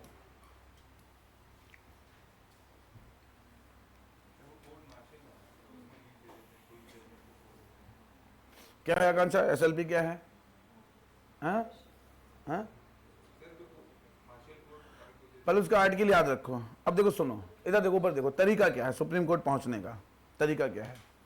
एक तो तरीका यह है कि सपोज आपने चोरी की, किसी व्यक्ति ने चोरी की, ठीक है। अब सेशन कोर्ट ने कन्विक्ट कर दिया 3 साल के लिए, ठीक है। तो रेमेडी के लिए वो कहाँ जाएगा? हाई कोर्ट, ठीक है। हाई कोर्ट ने कहा नहीं नहीं, तुम्हारे फोटो हैं, फलाना है, ढिमाका है, फिंगरप्रिंट है, तुम्हारे पास से माल बरामद हुआ है, चोरी कर ली तुमने, चोरी की, 3 साल के लिए सजा, फिर तो आप सुप्रीम कोर्ट जाओगे। एक तो ये क्या हो गया? अपीलेट ज्यूरिसडिक्शन हो गया, अपीलेट ज्यूरिसडिक्शन हो गया नहीं हो गया। अब 136 में एक सुप्रीम कोर्ट को एक एक्सेप्शनल पावर दी गई है कि कोई भी मैटर हो, जैसे चोरी के मामले में हो आप, ठीक है, आप डायरेक्ट सुप्रीम कोर्ट जा सकते हो। आपका ट्रायल चल रहा है, आप बोलोगे नहीं 136 में हम डायरेक्ट सुप्रीम कोर्ट जाएंगे, स्पेशल लीव पिटीशन की हमारी याचिका सुनो, विशेष अनुमति याचिका, विशेष कि आप मेरी याचिका सुनो, मैं थ्रू प्रोसीजर से नहीं आऊंगा, आप मेरी डायरेक्ट अपील सुनो। डायरेक्ट अपील क्या? डायरेक्ट आप मेरी पिटीशन सुनो। और सुप्रीम कोर्ट किसी भी भारत में कहीं भी कोई भी मामला हो, कुछ भी हो, कोई आपको हिरार्की से जाने की जरूरत नहीं, कुछ भी हो, एसएलपी के थ्रू आपकी बात सुन सकता है, ठीक है। जैसे मान लो आपका घर गिरा दिया इन्होंने बुलडोजर से, ठीक है। अब एक तरीका है कि पहले आप सेशन कोर्ट जाओ, हाई कोर्ट जाओ, डॉट डॉट डॉट, ठीक है। अब डायरेक्ट सुप्रीम कोर्ट गए, आपने कहा 136 में मैं एसएलपी फाइल कर रहा हूं सुप्रीम कोर्ट में, आपका वकील कहेगा सर 136 में आप इस बात को सुनिए। अब वो बात अलग है, मैटर ऑफ राइट नहीं, डिस्क्रिशनरी पावर है सुप्रीम कोर्ट का, सुने या ना सुने। वो कहे नहीं आप पहले लोअर कोर्ट से रेमेडी लेके आइए, जैसे आर्टिकल 32 में है। तो आर्टिकल 32 में जब आपके फंडामेंटल राइट वायलेट होते तो आप सुप्रीम कोर्ट जा सकते हो। 136 में कुछ भी हो, अब हाथ जो खड़े हो सकते हैं, साहब ये बात है, आप सुनो मेरी बात।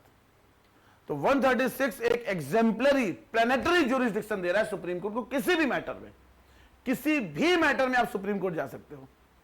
हस्बैंड वाइफ की लड़ाई है, पहुंच गया, साहब वाइफ परेशान कर रही है, सुनो हमारी बात, उसकी मर्जी है, सुनेगा वो, ठीक, उसकी मर्जी है कि भाई हाँ ठीक है, बताओ क्या बात है, क्यों लड़ रहे हो भाई, क्यों प्यार से नहीं रह रहे हो।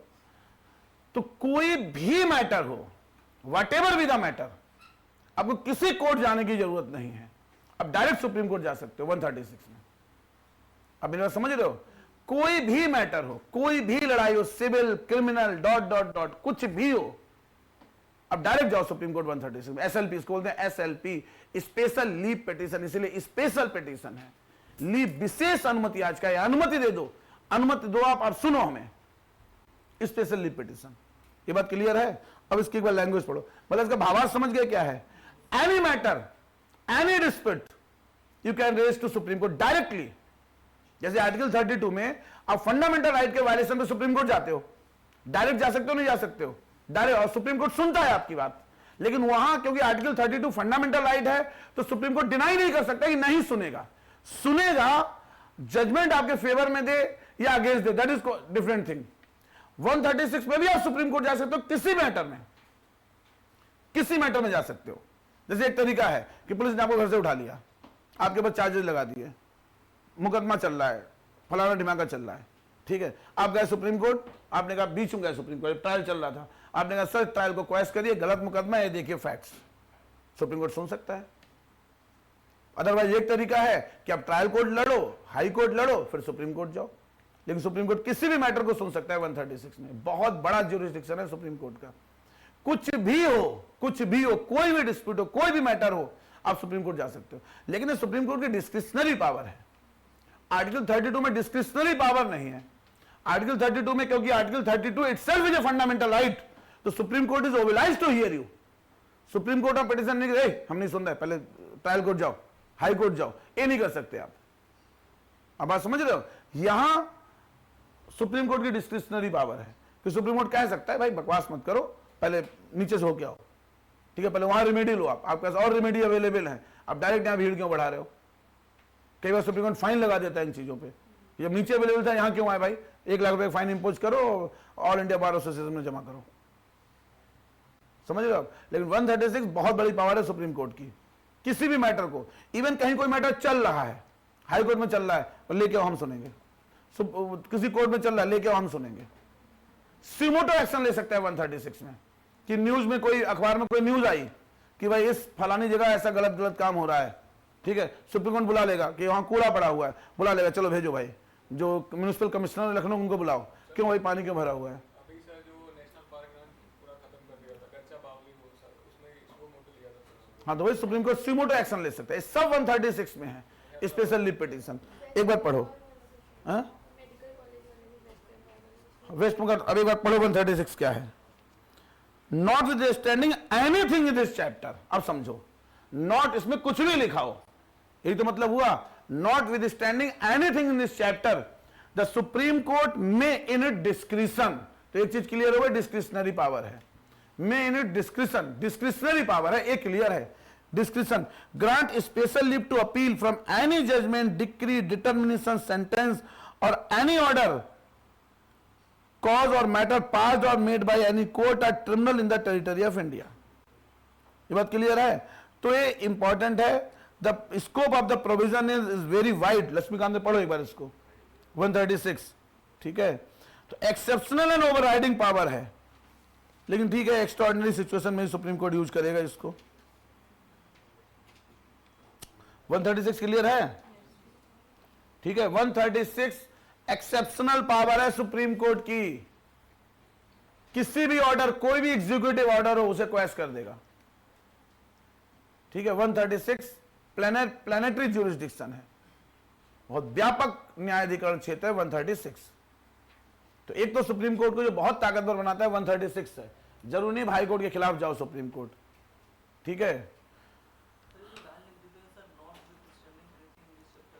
इसका मतलब है इस चैप्टर में कुछ भी लिखा हो उससे फर्क नहीं पड़ेगा, ये आर्टिकल लागू होगा। सर कोई केस अगर सर ऑफिशियल सीक्रेट एक्ट के अगेंस्ट हो सकता है, उस पे ये दे सकते हैं? अब सुप्रीम कोर्ट जा सकते हो, सुप्रीम कोर्ट देखेगा ऑफिशियल सीक्रेट एक्ट में क्या लिखा हुआ, लॉ को इंटरप्रिटेट करेगा। पर सर इसमें लिखा है कोई भी सर आर्म फोर्सेस से रिलेटेड कोई जजमेंट है उस पे, तो nothing in this clause shall apply to any judgment, determination, sentence passed by the made any court tribunal related, ठीक है। तो इसमें आर्म फोर्स के अगेंस्ट नहीं जा सकते, अगर कोई ऑर्डर है तो कोई बात नहीं, लिखा है तो कर लो भाई, रिलेटिंग टू आर्म फोर्सेस। तो आर्म फोर्सेस से बचाव के लिए थोड़ा सा आर्म फोर्सेस को बचाव के लिए कर दिया गया है। Can be described as a residuary power, extraordinary and its amplitude, it limits when it changes injustice in the sky itself, तो कह रहे हैं इस पावर के तहत सुप्रीम कोर्ट आसमान तक अन्याय का पीछा करता है, ऐसी तैसी कर देंगे तुम्हारी। Article 136 is a corrective jurisdiction that vest a description in the supreme court to settle the law clear, it makes the law operational to make it binding precedent for the future instead of keeping it vague, a state of Punjab versus Rafiq Masih में कहा है भाई, ठीक है। Article 136 does not confer any right of appeal on any party but it confers A discretionary power on the supreme court to interfere in suitable cases, ठीक है। Appeal नहीं है, अब अपील के माध्यम से नहीं जा रहे हो, किसी निर्णय के अगेंस्ट नहीं जा रहे हो, अब डायरेक्ट सुप्रीम कोर्ट जा रहे हो, ठीक है। ये केस लॉज में लिखा, इसी में लिखा है the words are of overriding effect clearly indicate that the intention of the framers of the constitution that it is the special jurisdiction and residuary power unfettered by any statute and or any provision of the part chapter 4 of part 5 of the constitution, unfettered, किसी का प्रभाव नहीं पड़ेगा 136 पे, ठीक है। कोई भी प्रोविजन लिखा हो आप डायरेक्ट सुप्रीम कोर्ट जाओ भाई, स्पेशल लीव पिटीशन 136, ठीक है, इंपॉर्टेंट आर्टिकल है। 136 is not a regular form of appeal, it is a residual provision which enables the Supreme Court to interfere with any order of the any court or tribunal in a discretion and in exceptional circumstance. It is not a regular form of appeal, ठीक है। Discretionary remedy, hence a special leave petition can be dismissed for a variety of reasons and not necessarily on merit.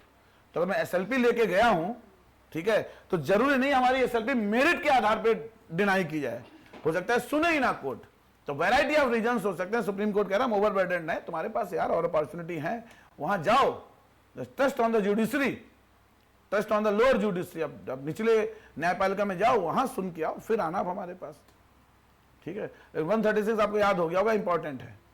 136 plenary jurisdiction है Supreme court का, तो maximum relief supreme court देता है 136 में, ठीक है। बोलो, क्लियर है? 136 याद रखोगे आप, ठीक है, ये मीन्स के लिए भी इंपॉर्टेंट है। अब 137, अब देखो जो जुडिशियल रिव्यू है, दो तरीके का जुडिशियल रिव्यू है। अच्छा, सुप्रीम कोर्ट जो जुडिशियल रिव्यू करता है लॉज का, वो किस आधार पे करता है? अभी तो बताओ, जुडिशियल रिव्यू सब समझ रहे हो? जुडिशियल रिव्यू का मतलब है any law made by parliament, ठीक है, can B judged weather it is constitutionally correct और नॉट। तो अब जो है, अब तीन आधार पे करता है, ठीक है। एक तो whether it violets the fundamental right under article 13, ठीक है। दूसरा डॉक्ट्रिन ऑफ बेसिक स्ट्रक्चर, ठीक है। तीसरा आजकल एक नई कलाकारी आ गई, कॉन्स्टिट्यूशनल मोरालिटी, ये भी नई कलाकारी सुप्रीम कोर्ट ने और इरप्ट कर दी है। तीन आधार हैं सुप्रीम कोर्ट के पास इस समय, सुप्रीम कोर्ट के पास इस समय तीन आधार हैं जिस आधार पे वो जुडिशियल रिव्यू करता है लॉज का, करता नहीं करता है? क्लियर है? लॉज का जुडिशियल रिव्यू करता है। एक obviously under article 13, if any law made by parliament और any order by executive violates any part of any provision of the part 3rd of the constitution, it can be declared null and void under article 13, doctrine of equals, doctrine of civility. हाँ, वहां भी कर सकता है, बिल्कुल सही बात है। 142 भी कर सकता है, 142, ठीक है। दूसरा ज्यादा फेमस है आजकल बेसिक स्ट्रक्चर, कि नहीं भाई लॉ गलत है क्योंकि basic structure of the constitution के खिलाफ है। और तीसरा आजकल नई कहानी आ गई है, संवैधानिक नैतिकता, कॉन्स्टिट्यूशनल मोरालिटी के खिलाफ है लॉ, तो इसलिए हम इसको नल एंड वॉइड कर रहे हैं, ठीक है। तो ये तो जुडिशियल रिव्यू किस चीज का है? Law made by parliament. यहां जो 137 में बात की गई है कि सुप्रीम कोर्ट और हाई कोर्ट के पास भी अथॉरिटी है, they can review their own previous judgment, वो अपने प्रीवियस जजमेंट को रिव्यू कर सकते हैं। और ऐसा आपने सुना होगा, शंकरी प्रसाद केस में कहा, गोलकनाथ केस में कहा, केशवानंद भारती केस में कहा। तो 137 ए वाला जुडिशियल रिव्यू नहीं है, एक कंफ्यूजन नहीं रखना है हमको, ठीक है। ये वाला जुडिशियल रिव्यू क्या है? Any law made by parliament is reviewed. और 137 में क्या है कि any order bye supreme court can be reviewed by supreme court itself. Supreme court के कोई ऑर्डर सुप्रीम कोर्ट खुद रिव्यू कर सकता है, वो है 137 में। Subject to the provisions of the law and made by Parliament or in rules made under Article 145, the Supreme Court shall have power to review any judgment, pronounce or order made by it. तो supreme court ने कोई भी order किया है, कोई भी फलाना ढिमाका किया है, तो सुप्रीम कोर्ट क्या कर सकता है? उसे रिव्यू कर सकता है। ये बात क्लियर है? तो याद रखोगे 137, 138,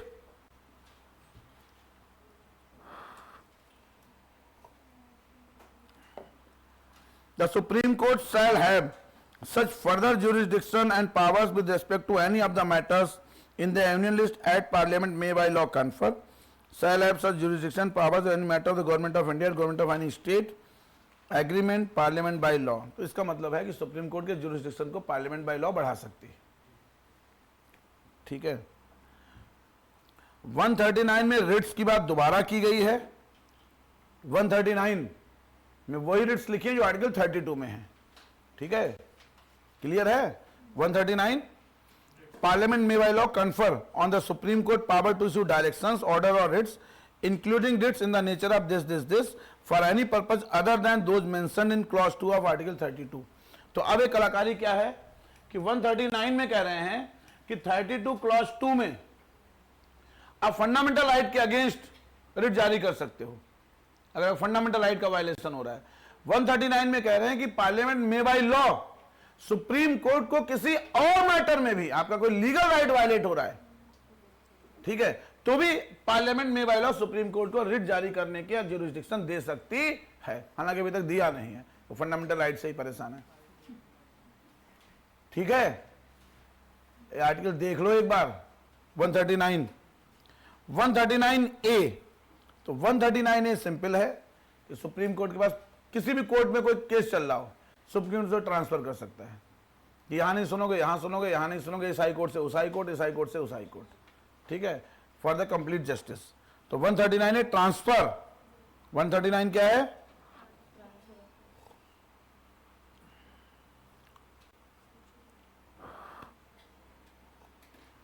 और दूसरा ये भी है कि कभी कभी हो सकता है सेम लॉ पे 10 हाई कोर्ट में केस चल रहा हो जहां same basically law has to be explained, तो सुप्रीम सबको क्या कर सकता है, इकट्ठा कर सकता है। भाई कई बार आप सुप्रीम कोर्ट जाते हो, इसीलिए कहते हो सर, जैसे कोई बिल्डर है, बिल्डर वगैरह सब खेल खेलते हैं, और बिल्डर ने कहा भाई हम लखनऊ में एक बिल्डिंग बनाएंगे, ठीक है, सबसे पैसे ले लिए, चेक ले लिया, अब वो बिल्डिंग नहीं कंप्लीट हो पाई।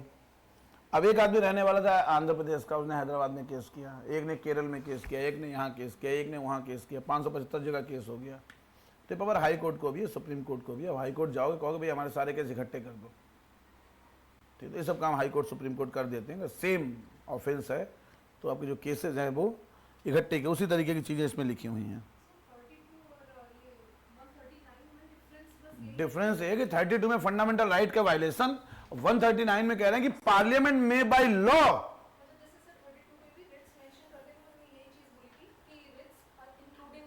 हाँ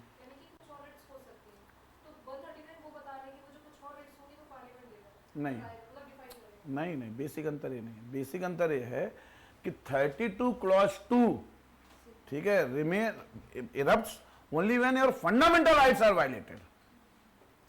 32 तब इरप्ट हो रहा है जब आपके फंडामेंटल राइट वायलेट हो रहे हो।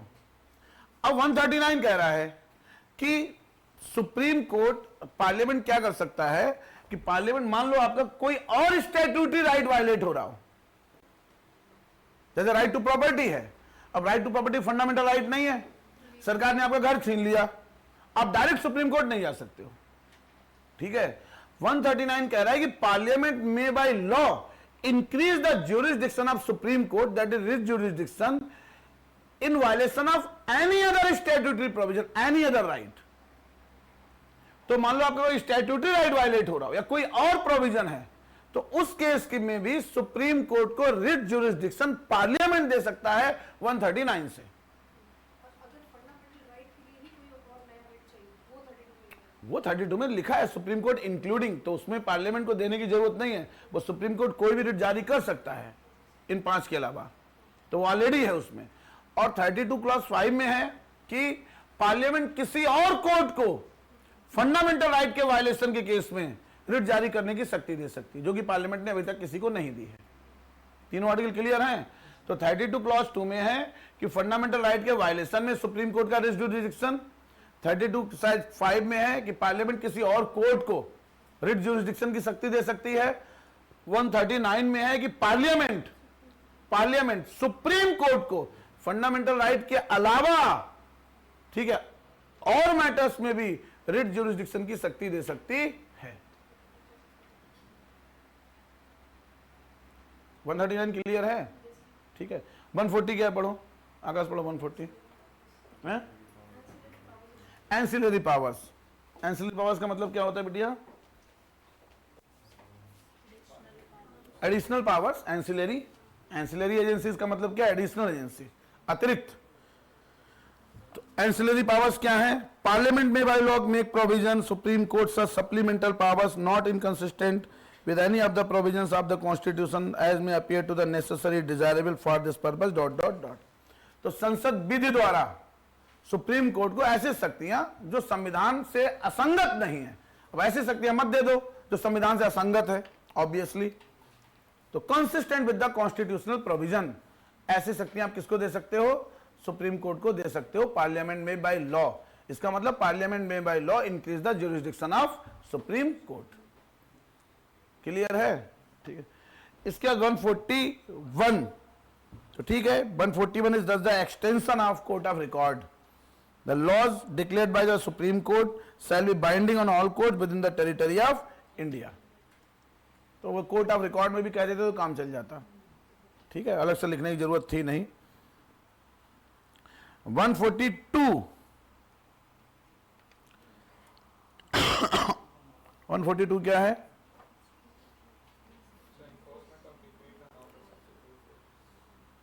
The Supreme Court in exercise of its jurisdiction may pass such decree order necessary for doing complete justice। अब ये सबसे इंपॉर्टेंट आर्टिकल है। राम मंदिर का जो आया था डेटा सर, इसी से 142 से नहीं, वहां तो अपील हुई थी हाई कोर्ट के निर्णय के खिलाफ। देखो 142 क्या है? For complete justice. ठीक है, कंप्लीट जस्टिस के लिए सुप्रीम कोर्ट कोई भी ऑर्डर, डिक्री, जजमेंट, लॉ बना सकता है। ठीक है, और ये बहुत ही खतरनाक ज्यूरिसडिक्शन है सुप्रीम कोर्ट के फॉर कंप्लीट जस्टिस, संपूर्ण न्याय के लिए। 142 136 में आप जाओगे किसी भी मैटर में सुप्रीम कोर्ट में, हाँ सुमोटो वहां भी ले सकता है, ले सकता है वहां भी ले, 136 में भी ले सकता है सुप्रीम कोर्ट, उसका भी वहां ज्यूरिसडिक्शन बहुत व्यापक है। इस पे नहीं होगा हैं? जुडिशियल रिव्यू सर, इस पे नहीं होगा तो कंप्लीट जस्टिस दे दिया। कर सकता है यहाँ भी। देखो 142 ऐसा आर्टिकल है जिसका कोई और छोर ही नहीं है। ठीक है, ये सुप्रीम कोर्ट 142 ये कह रहा है कि सुप्रीम कोर्ट पूर्ण न्याय प्रदान करने के लिए कुछ भी कर सकता है, ऐसे समझो आप, कुछ भी कर सकता है पूर्ण न्याय प्रदान करने के लिए। सर जो ये केस था सर, हम लोग जैसे एलएलबी से पढ़ते हैं तो इसमें कंप्लीट जस्टिस सर ये बताया आर्टिकल 142 में सर सुप्रीम कोर्ट ने कंप्लीट जस्टिस दे दी। तो सर लेकिन इसमें जुडिशियल रिव्यू नहीं कर सकते, दोबारा अगर मान ली करेंगे तो फिर वो पूरा केस और काफी बड़ा नहीं समझ, पूरी बात बताओ। जैसे मान लो, एक मिनट सुनो, बात नहीं करो भाई आकांक्षा, सुनो क्या कहना चाह रहे हो, दोबारा बताओ। सर कह रहे इसमें जुडिशियल रिव्यू हो सकता है कंप्लीट जस्टिस किसका? जो जैसे मान लो, समझो पार्लियामेंट ने कोई लॉ बनाया, ठीक है, अब सुप्रीम कोर्ट को लग रहा है कि लॉ अनजस्ट है, तो आप कह सकते हो कि 142 के तहत उसका जुडिशियल रिव्यू करते हैं, क्या दिक्कत है? अगर एग्जीक्यूटिव ने कोई ऑर्डर पास किया, आपको लग रहा है अनजस्ट है, अन्यायपूर्ण है, गैर न्यायोचित है, तो सुप्रीम कोर्ट कह रहा है 142 में लॉ हम सुनेंगे। अब और भी ऑप्शन है सुप्रीम कोर्ट के, 575 ऑप्शन है, वो कहेगा नहीं आर्टिकल, अगर फंडामेंटल राइट है तो आर्टिकल 32 तहत सुन लेगा, बेसिक स्ट्रक्चर की डॉक्ट्रिन के तहत सुन लेगा, इन सब के तहत सुन लेगा। 136 में भी आप जाओ उसके पास, हाथ जोड़ के खड़े हो जाओ, घंटी बजाओ जहांगीर वाली घंटी है 136, किसी भी मैटर में जहांगीर, सुना नहीं सुना, किसकी थी वो? जहांगीर की थी ना, कि किसी भी मैटर में सुप्रीम कोर्ट चले जाओ, किसी भी मैटर में जाके घंटी बजा दो जहांगीर की, रात में किसी भी टाइम, जहां पर आ रहे हैं बताओ भाई क्या दिक्कत है। तो 136 वही है, किसी भी मैटर में सुप्रीम कोर्ट चले जाओ। 142 में सुप्रीम कोर्ट, देखो कितना ताकतवर कोर्ट है, 142 में कह रहा है कंप्लीट जस्टिस के लिए हम कुछ भी करेंगे कंप्लीट जस्टिस के लिए। तो 142 इंपॉर्टेंट है, और बार बार 142 पे आजकल बहस भी चल रही है भाई, कि 142 के नाम पे आप कुछ भी कर रहे हो। 142 में ही किया है। फिर प्रेसिडेंट ने कहा 143 में बताओ कि क्या सही है गलत है, तो अभी जो 3 महीने जो गवर्नर वाला खेल खेला है ना, वो 142 में ही खेला है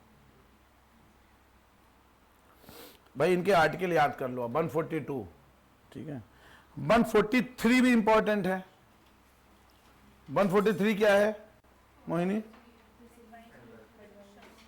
एडवाइजरी जुरिसडिक्शन, ठीक है।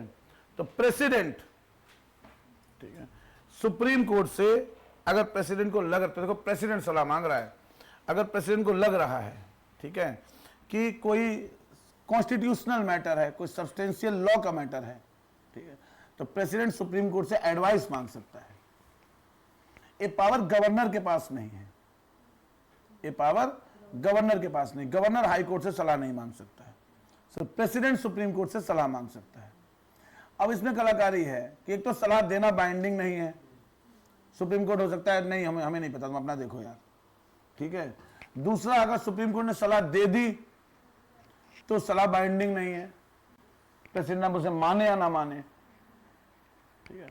तो इसमें देखो शायद 14-15 ऐसे मामले हुए हैं जब सलाह मांगी गई है, लेटेस्ट तो अभी मांगी गई है, और वो सारे मामले बहुत महत्वपूर्ण हैं। जैसे में एक आपने तो देखा ही था, री बेरुवारी केस। तो री बेरुवारी केस में क्या सलाह मांगी गई थी धर्मेंद्र सुप्रीम कोर्ट से?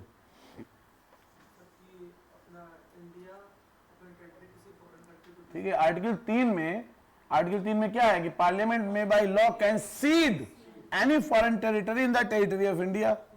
तो क्या आर्टिकल 3 पार्लियामेंट को अथॉरिटी भी दे रहा है कि आप किसी फॉरेन पावर को टेरिटरी ऑफ इंडिया से सीड कर दो? तो सुप्रीम कोर्ट ने कहा नहीं कर सकते, ठीक है। ये जो एक और आया है कि वैकेंसी वाला, कि प्रेसिडेंट का चुनाव हो सकता है, जैसे मतलब किसी राज्य की विधानसभा ही भंग है तो क्या प्रेसिडेंट का इलेक्शन हो सकता है? नहीं हो सकता है, क्योंकि जब 1970 में था तो गुजरात विधानसभा भंग थी, तो इसमें भी प्रेसिडेंट से मांगा गया था 74 में। राम जन्मभूमि पे कब मांगा गया है? 1993 में मांगा गया राम जन्मभूमि पे, ठीक है। तो प्रेसिडेंशियल रेफरेंस है, ठीक है, प्रेसिडेंशियल रेफरेंस।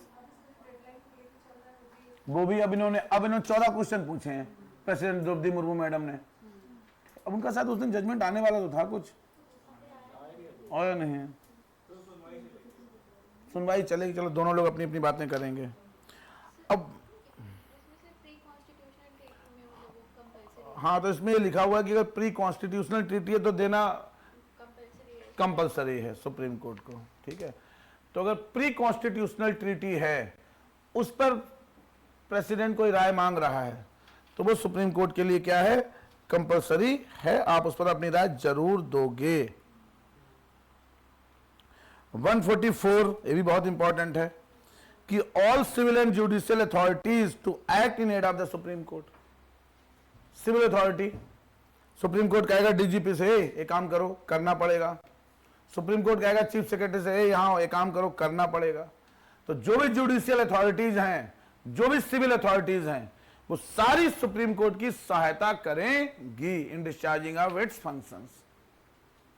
सुप्रीम कोर्ट ने कहा 3 साल की सजा, वो भाग गया, ढूंढ के लाओ कल शाम तक, नहीं ढूंढ के लाया तो फिर तुम देखना, ठीक है। तो भाई सुप्रीम कोर्ट खतरनाक है।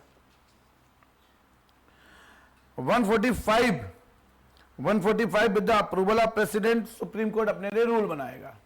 तो लोकसभा अपने लिए रूल बना रही है, राज्यसभा अपने लिए रूल बना रही है, भारत सरकार अपने लिए रूल बना रही है, और सुप्रीम कोर्ट अपने लिए रूल बना रहा है। तो 145 में है कि subject to the provision of any law made by parliament. तो ठीक है, अगर पार्लियामेंट ने कोई लॉ पहले से बना रखा है, सीआरपीसी आईपीसी से बना रखे हैं, ठीक है, इसके अलावा सुप्रीम कोर्ट अपने लिए रूल बना सकता है। तो ठीक है, सारे रूल इन्होंने दिए हुए हैं।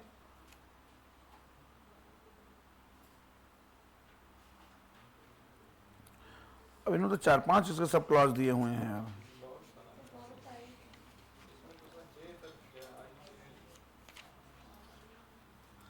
Rules to the persons practicing before the court, कि भाई सुप्रीम कोर्ट में कौन प्रैक्टिस करेगा। तो सुप्रीम कोर्ट ने एडवोकेट ऑन रिकॉर्ड का कंसेप्ट रखा हुआ है कि हमारे सामने प्रैक्टिस करनी है आपको, तो एक एग्जाम पास करना पड़ेगा आपको, एडवोकेट ऑन रिकॉर्ड AOR। तो सुप्रीम कोर्ट एग्जाम लेता है, वकील जो उस एग्जाम को पास कर पाते हैं वही सुप्रीम कोर्ट में प्रैक्टिस कर पाते हैं। प्रैक्टिस का मतलब वही सुप्रीम कोर्ट में फाइलिंग वगैरह का काम वही लोग करते हैं, advocate on record, advocate on record. ठीक है, अब देखो यहाँ पे दो शब्द हैं, कभी कभी इनमें कंफ्यूजन हो जाता है। एक शब्द है सीनियर एडवोकेट,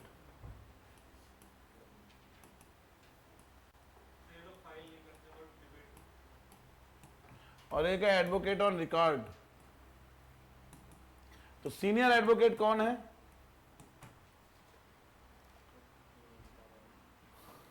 कभी कभी कोर्ट में ऑर्डर आता है कि for accused senior advocate mister A, for state senior advocate. तो सीनियर एडवोकेट कौन है? जो सीनियर है, हैं? हैं? तो देखो जो सीनियर एडवोकेट है इट इज ए डेजिग्नेशन, इसके लिए सीनियर होना जरूरी नहीं है, समझो। सीनियर एडवोकेट एक डेजिग्नेशन है जो हाई कोर्ट और सुप्रीम कोर्ट, ठीक है, with its Vim and fancy provide करते हैं कुछ वकीलों को, obviously depending on their competency. ठीक है, तो जो हाई कोर्ट है, कोई भी हाई कोर्ट, वो डेजिग्नेट करेगा किसी वकील को that you are senior advocate designated. कुछ पैरामीटर्स रखता हो, पैरामीटर्स उन्हीं को पता है कौन से हैं। ठीक है, सेम सुप्रीम कोर्ट कुछ लॉयर्स को सीनियर एडवोकेट डेजिग्नेट करता है। अब वो सीनियर एडवोकेट हो सकता है आप 30 साल में डेजिग्नेट कर दिए जाओ, हो सकता है आप 40 साल में किए जाओ, हो सकता है आप जीवन भर ना किए जाओ। सीनियर का मतलब ये नहीं कि आप 10 साल की सीनियरिटी हो गई, 20 साल की हो गई, 25 साल की हो गई। ये पूरी तरीके से हर हाई कोर्ट साल 2 साल में नाम देखते हो कि हाई कोर्ट ने 5 वकीलों को सीनियर एडवोकेट डेजिग्नेट किया। तो वो एक ऑनरेरी पोस्ट है, ऑनरेरी पोस्ट है कि आप सीनियर एडवोकेट हो।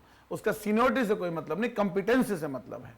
अगर आप बहुत कॉम्पिटेंट वकील हो और कोर्ट को लग रहा है कि रियली यू आर कॉम्पिटेंट, ठीक है, कई बार कोर्ट्स वकीलों से भी भाई सलाह लेता है, डिस्कशन चल रहा है, कई बार कोर्ट्स कहता है कि I am really appreciate your views, ठीक है, मैं आपसे खुद सीख रहा हूं। तो जो कुछ एडवोकेट्स हैं जो कॉम्पिटेंट हैं, तो सुप्रीम कोर्ट उन्हें डेजिग्नेट करता है, designate as a senior advocate. उसका फायदा कुछ नहीं है, फायदा सिर्फ ये है कि भाई आपको थोड़ी आपकी जो इज्जत नहीं, आपकी क्या बढ़ जाती है, प्राइस बढ़ जाती है। आप सीनियर एडवोकेट हो गए हैं, फीस बढ़ जाती है कि पहले आप ले रहे थे 2 लाख रुपए एक हियरिंग का, अब सीनियर एडवोकेट हो, अब 5 लाख रुपए एक हियरिंग का ले रहे हो। ठीक है, तो इसमें तिकड़म भी चलती हैं भाई साहब, सीनियर एडवोकेट।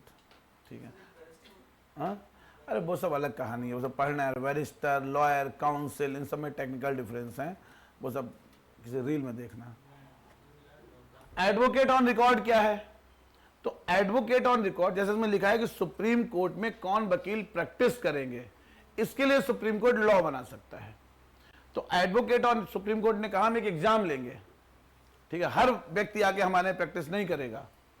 ठीक है, तो एडवोकेट ऑन रिकॉर्ड के लिए एग्जाम होता है। अगर आप उस एग्जाम को क्वालिफाई कर जाते हो, ठीक है, तो you are basically nominated, appointed advocate on record. तो only these lawyers can practise before supreme court. पहली बात तो ये है। अब इसमें है क्या, ये जो एग्जाम है, जो नए नए लड़के होते हैं वो निकालते हैं एक्चुअली, जिन्होंने LLB की है, जुडिशरी की तैयारी कर रहे हैं, तो एग्जाम निकाल लेते हैं। ठीक है, अब उसमें क्या है कि आपकी पिटीशन को सुप्रीम कोर्ट में फाइल यही कर सकते हैं। अब राम जेठमलानी है, जो अब तो खैर वो नहीं है, जो भी थे, मान लो कपिल सिब्बल हैं, it is quite possible he is not advocate on record in supreme court. ठीक है, तो वो उन्होंने अपने ऑफिस में लड़का रखा हुआ एडवोकेट ऑन रिकॉर्ड, मैं गया कि सर मेरा केस लड़ दो, तो फाइल वो करेगा, केस आर्गू कपिल सिब्बल जाके करेंगे। तो एडवोकेट ऑन रिकॉर्ड क्या है कि फाइलिंग करना, वहां से जो भी कम्युनिकेशन है वो एडवोकेट ऑन रिकॉर्ड ही कर सकता है। लेकिन any other lawyer can argue in the supreme court, supreme court में आर्गू कर सकते हैं। ये बेसिक अंतर है, क्लियर है। और इसके लिए बाकायदा एग्जाम होता है, आपको एग्जाम क्वालिफाई करना होता है। ठीक, ये बात क्लियर है। ठीक है, तो फाइलिंग के अपना इनका 20-25-50 हज़ार रुपए लोग ले लेते हैं। ये 146 देख लो एक बार, 146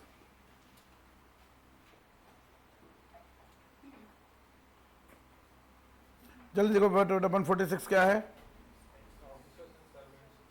ठीक है, तो इसमें सिर्फ ये है कि भाई जो भी ऑफिसर्स हैं, सर्वेंट्स हैं, इनका appointment chief justice of India करेगा। तो जुडिशरी खुद अपॉइंटमेंट करेगा, ठीक है। अपने जजेस का अपॉइंटमेंट कौन करेगा? मतलब अपने जजेस, सॉरी, जो भी ऑफिसर्स होंगे, क्लर्क होंगे, फलाना होंगे, ढिमाका होंगे, उन सबका अपॉइंटमेंट जजेस खुद करेंगे। तो ये तो हो गया भाई 146।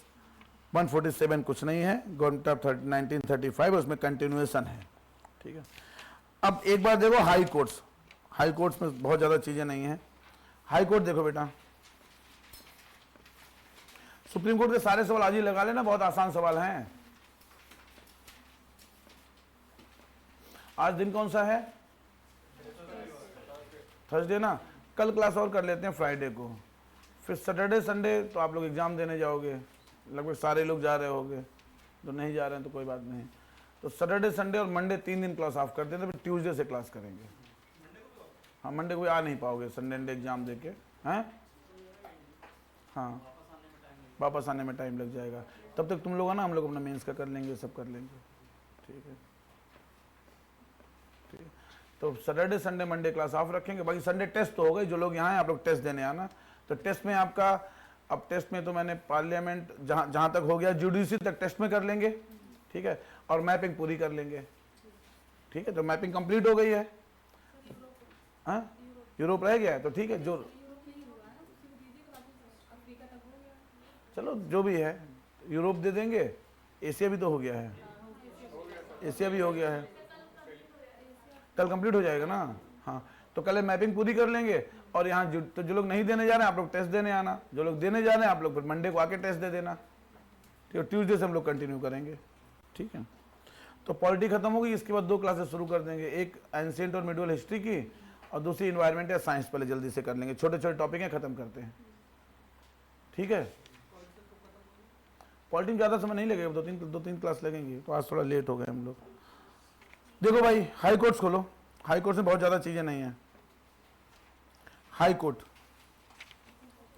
आर्टिकल कौन सा है? 214। तो there shall be high court of each state. 214।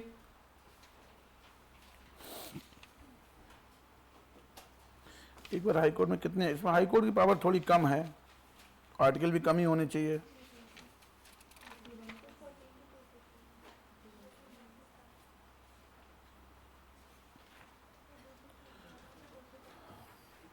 यार इसमें देखो, एक तो फैक्चुअल सवाल पूछा जा सकता है कि कौन कौन से जॉइंट हाई कोर्ट हैं, तो वो एक बार अपने आप पढ़ो।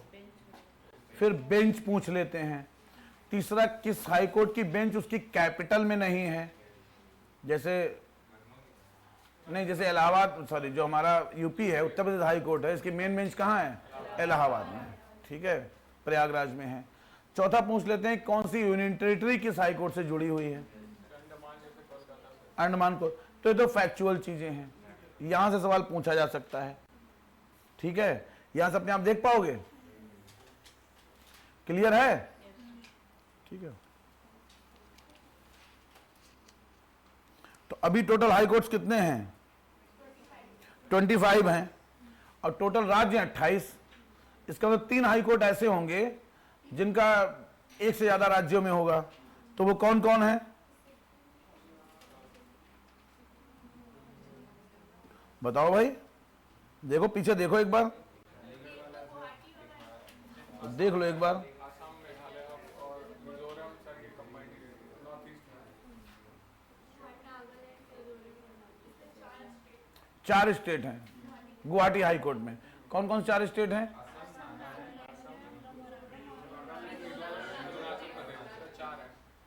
यार एक लोग बोलो। असम, नागालैंड, मिजोरम और अरुणाचल प्रदेश। तो ठीक है भाई, असम, अरुणाचल प्रदेश, मिजोरम एंड नागालैंड। नागालैंड, ये हो गए तुम्हारे गुवाहाटी हाई कोर्ट, ठीक है। और ठीक, तो 2 राज्य वहां हो गए, पंजाब और हरियाणा। चंडीगढ़ तो यूनियन टेरिटरी है, ठीक है। दिल्ली इकलौती यूनियन टेरिटरी है जिसका अपना हाई कोर्ट है, ये तो पता है आपको, ठीक है। केरल और लक्षद्वीप है, और जम्मू कश्मीर लद्दाख का एक, तो अब जम्मू कश्मीर भी यूनियन टेरिटरी, इसका भी हाई कोर्ट है। महाराष्ट्र और गोवा, और दादरा और नगर हवेली और दमन और दीव, दोनों का कौन सा है? बॉम्बे हाई कोर्ट है, बॉम्बे हाई कोर्ट है। ठीक है, क्लियर है? तो एक तो यहां से जो एक फैक्चुअल क्वेश्चन है वो आपसे पूछ सकते हैं। ठीक है, ये फैक्चुअल क्वेश्चन पूछते हैं लोग। हाँ, तो पौंडीचेरी किसके किसके जुरिस्डिक्शन में है? तमिलनाडु हाई कोर्ट्स में है।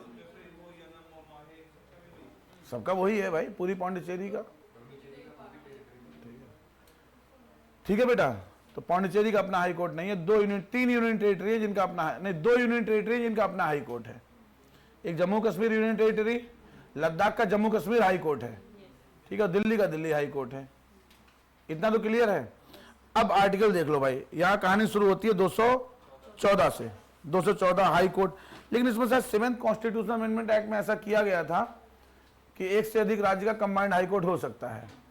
कॉन्स्टिट्यूशन में नहीं लिखा भाई, 7th कॉन्स्टिट्यूशनल अमेंडमेंट एक्ट में किया गया था भाई। ठीक है, दूसरा high court court of record होगा। इन्होंने 215 में ही गुस्से में लिख दिया, बहुत जल्दी, अपॉइंटमेंट से पहले लिख दिया, पता नहीं क्यों। क्यों इतना गुस्से में क्यों आ गए एकदम से? हैं, थोड़ा आगे लिख सकते थे यार अपॉइंटमेंट करने के बाद, लेकिन 215 में ही लिख दिया कि high court court of record होगा। क्यों सिमोन? Supreme court court of record है, कौन सा आर्टिकल बिटिया?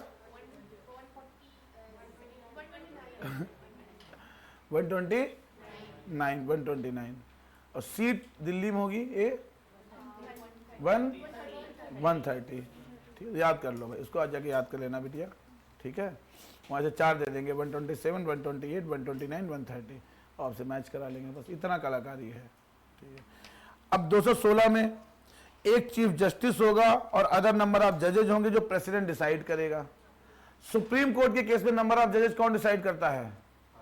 पार्लियामेंट। देखो ये अंतर है। तो एक बार आप देखो 124, ठीक है, there shall be supreme court of India consisting of a chief justice and until parliament by law prescribes. तो सुप्रीम कोर्ट के जो नंबर ऑफ जजेज हैं, कितने जज होंगे, पार्लियामेंट डिसाइड कर रहा है। लेकिन हाई कोर्ट में कितने नंबर ऑफ जज होंगे, ये प्रेसिडेंट डिसाइड कर रहा है। इतना याद रख पाओगे आप? हाई कोर्ट में जो नंबर ऑफ जज होंगे कौन डिसाइड करेगा? प्रेसिडेंट डिसाइड करेगा। ठीक है बेटा, अब इनका अपॉइंटमेंट, तो यहां भी कोलेजियम सिस्टम है, और इनके अपॉइंटमेंट जो कोलेजियम बनता है वो किसका किसका बनता है? Chief justice of India, high court, और 2 सीनियर मोस्ट जज, सुप्रीम कोर्ट के 2 सीनियर मोस्ट जज। तो यहां भी कोलेजियम सिस्टम है। ठीक है, सेम प्रोसेस है अपॉइंटमेंट का। अब जजेस के लिए क्वालिफिकेशन, अच्छा वहां सुप्रीम कोर्ट के जज की मिनिमम एज कुछ नहीं थी, मैक्सिमम एज भूल गए हम लोग। मैक्सिमम एज कितनी थी? 65 ईयर्स, यहां 62 ईयर्स है। ठीक है, तो अब जजेस के लिए क्या है? जजेस के लिए कि 10 साल तक उसने किसी जुडिशियल अथॉरिटी, अब जुडिशियल अथॉरिटी कुछ भी हो सकती है, स्पेसिफाई नहीं है। आपने एमएम के रूप में काम किया है, सेशन जज के रूप में काम किया है, डिस्ट्रिक्ट जज के रूप में काम किया है, जुडिशियल अथॉरिटी के रूप में आपने काम किया हो। ठीक है, उसके बाद 10 साल आप, तो ये लगभग सेम है हाई कोर्ट के केस में भी और सुप्रीम कोर्ट के केस में भी। तो वहां भी आपने 10 साल हाई कोर्ट या हाई कोर्ट इन सक्सेशन आपने प्रैक्टिस की हुई हो। ठीक है, और तीसरा भी कोई है? उसमें था भाई, एमिनेंट ज्यूरिस्ट होगा। ठीक है, अब देखो 124 का जो क्लॉज 4 और क्लॉज 5 है, कह रहे वो यहां भी अप्लाई होगा। ठीक है, 124 का जो क्लॉज 4 और क्लॉज 5 है, रिमूवल वाला है। तो प्रोसेस अगर आप देखोगे, जज of the high court can be remove, same है। पार्लियामेंट रेगुलेट कर सकती है, सेम है। तो हाई कोर्ट के जजेस का रिमूवल, अरे जरा देखो यार, मैसेज बाद में करना। हाई कोर्ट के जजेस का जो रिमूवल है वो सेम है, कैसे? सुप्रीम कोर्ट के जजेस का रिमूवल है। और कह रहे पार्लियामेंट में बाय लॉ प्रोसीजर बना सकती है, तो यहां भी पार्लियामेंट में बाय लॉ प्रोसीजर बना सकती है। ठीक है, उसके बाद ओथ, तो ओथ कौन देगा? गवर्नर, ये क्लियर है। ओथ गवर्नर, तो appointment president, removal president, oath governor, ठीक है। रिस्ट्रिक्शन है कि भाई जब आप हाई कोर्ट के जज रहोगे तो आप उस हाई कोर्ट में या लोअर कोर्ट में प्रैक्टिस नहीं कर सकते, बाकी हाई कोर्ट में कर सकते हो। अगर आप मुंबई हाई कोर्ट के जज रहे हो तो आप इलाहाबाद हाई कोर्ट में प्रैक्टिस कर सकते हो या सुप्रीम कोर्ट में कर सकते हो। मुंबई हाई कोर्ट में आप प्रैक्टिस नहीं कर सकते। क्लियर है बेटा? क्लियर है? ठीक है।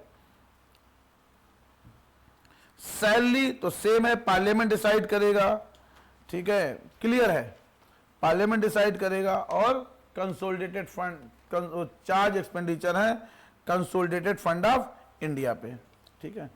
अब ट्रांसफर, तो एक हाई कोर्ट से दूसरे हाई कोर्ट ट्रांसफर हो सकता है, कोलेजियम की सिफारिश पे होगा ट्रांसफर। सॉरी, हाँ स्टेट से, हाँ सही है, सॉरी। तो salary consolidated fund of state पे चार्ज एक्सपेंडिचर है, और pension consolidated fund of India पे चार्ज एक्सपेंडिचर है।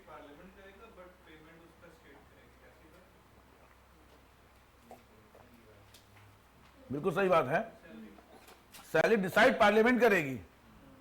और लिखा है देख लो यार, determine by parliament by law, ठीक है। अरे क्लियर है, ठीक है। ट्रांसफर हो सकता है,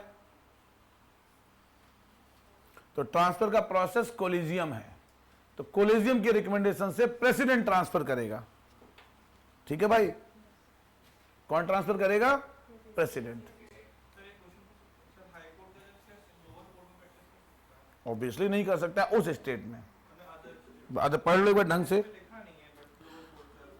नो पर्सन, नहीं लिखा है यार, who after the commencement of this constitution has held office as a permanent जज of high court shall plead और एक्ट इन एनी कोर्ट और before any authority in India except the supreme court and other high courts. तो supreme court में कर सकते हो और other high courts में कर सकते हो। तो लिखा है कि और किसी कोर्ट में नहीं कर सकते हो, इसका मतलब सबऑर्डिनेट कोर्ट में नहीं कर सकते हो। आप हाई कोर्ट, आप इलाहाबाद हाई कोर्ट के जज रहे हो, आप मुंबई सेशन कोर्ट में प्रैक्टिस नहीं कर सकते हो। आप इलाहाबाद हाई कोर्ट के जज हो, आप मुंबई हाई कोर्ट में कर सकते हो या सुप्रीम कोर्ट में कर सकते हो। मैं लिखा ना, उससे क्लियर क्या लिखेंगे वो? लोअर में नहीं कर सकते, ठीक है। लोअर कोर्ट में प्रैक्टिस कंफर्म नहीं कर सकते, इवन कैट के सामने नहीं कर सकते, इन सब जगह भी आप प्रैक्टिस नहीं कर सकते हो। हाई कोर्ट के स्टेटमेंट बन सकता है, बिल्कुल।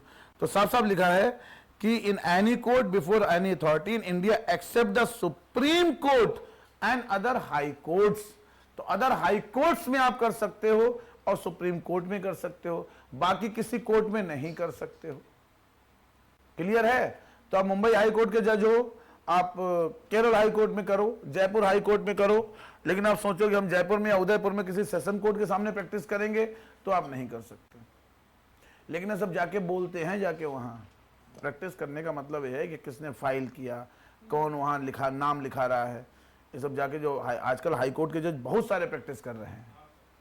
हाई कोर्ट के जो जज हैं वो बहुत सारे, तो जनरली हाई कोर्ट में प्रैक्टिस करते हैं वो, लेकिन अब कोई लोअर कोर्ट का भी मामला है तो वहां भी चले जाते हैं। जाने से कौन रोक पाएगा? वकील कानून कहते रहते हैं ये बोलो ये बोलो ये बोलो, तो उनका खड़े होना ही थोड़ा सा वेटेज हो जाता है। भाई हाई कोर्ट के जज रहे हो आप। अपॉइंटमेंट ऑफ एक्ट, अब तो ये क्लियर है। ट्रांसफर, ट्रांसफर कौन करेगा?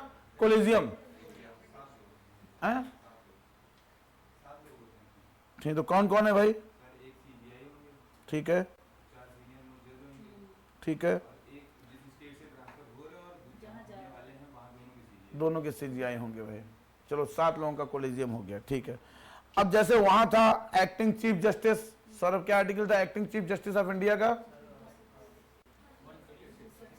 126 एक्टिंग का था, 127 एडहॉक का था, 128 रिटायर्ड का था।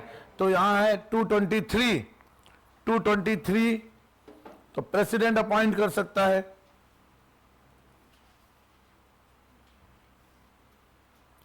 प्रेसिडेंट 224 में अब देखो वहां एडिशनल जज नहीं है, वहां याद करो वहां एडहॉक जज हैं और रिटायर्ड जज हैं। यहाँ एडिशनल जज हैं और एडहॉक जज हैं। तो यहाँ मैक्सिमम टाइम, देखो मैं फिर से कह रहा हूं, सुप्रीम कोर्ट में एडहॉक जज और रिटायर्ड जज रेगुलर प्रैक्टिस में नहीं है, लेकिन हाई कोर्ट में मैक्सिमम टाइम पहले आपको एडिशनल जज अपॉइंट किया जाता है, फिर आपको रेगुलर किया जाता है। हाई कोर्ट में कई बार आप देखते होंगे, किनको एचजेएस के थ्रू जाते हैं, पहले एडिशनल जज अपॉइंट किया जाता है, फिर आपका रेगुलर जज। तो हाँ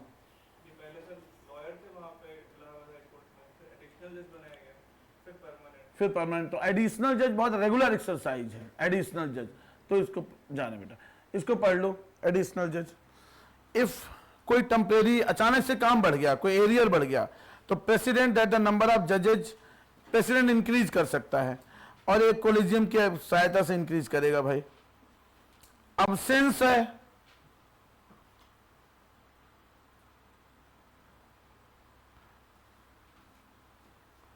अब्सेंस में एक्टिंग जज अपॉइंट कर सकता है।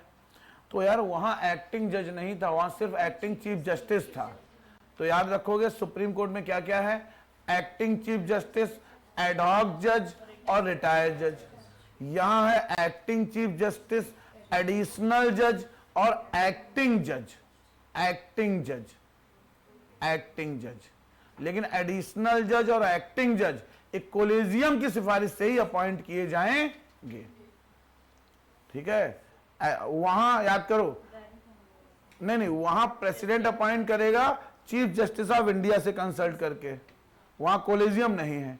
यहां एडिशनल जज एक तरीके का जज ही होता है पूरी तरीके से, वो बाद में उसे रेगुलर कर ही देते हैं। तो एडिशनल जज और एक्टिंग जज।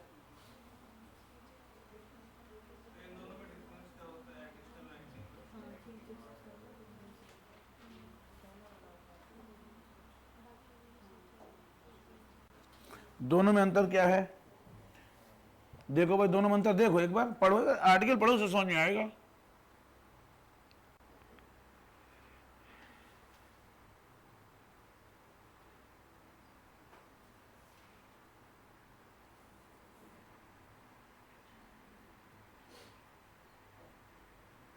अभी कह रहे हैं एडिशनल जज तब अपॉइंट किया जाता है, जो लक्ष्मीकांत ने लिखा है, कि जब काम बहुत ज्यादा बढ़ जाए।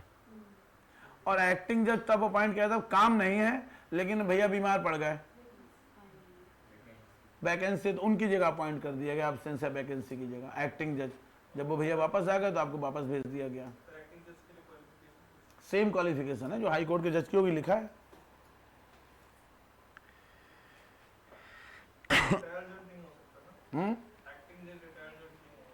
रिटायर्ड नहीं होगा भाई, क्योंकि लिखा है कि 62 ईयर से कम एज होनी चाहिए। No person appointed as an acting additional acting जब high court shall hold office after attaining the age of 62 years, लिखा है कॉन्स्टिट्यूशन में। इसका मतलब 62 साल से ज्यादा नहीं हो सकता भाई उसकी एज। ठीक है, तो रिटायर्ड वाले यहां नहीं अपॉइंट, रिटायर्ड यहां किए सकते हैं, है तो 224 ए, 224 ए इन्होंने जोड़ा तो है 15th अमेंडमेंट से। तो यहां भी रिटायर्ड जज है यार, प्रेसिडेंट की प्रीवियस कंसर्न से। और रिटायर्ड जज के केस में प्रेसिडेंट ही डिसाइड करेगा।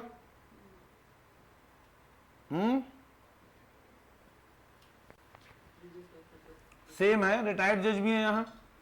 तो यहां सिर्फ एडहॉक जज नहीं है, एडहॉक जज को नाम अलग दे दिया गया, एक्चुअली एक एक्टिंग जज।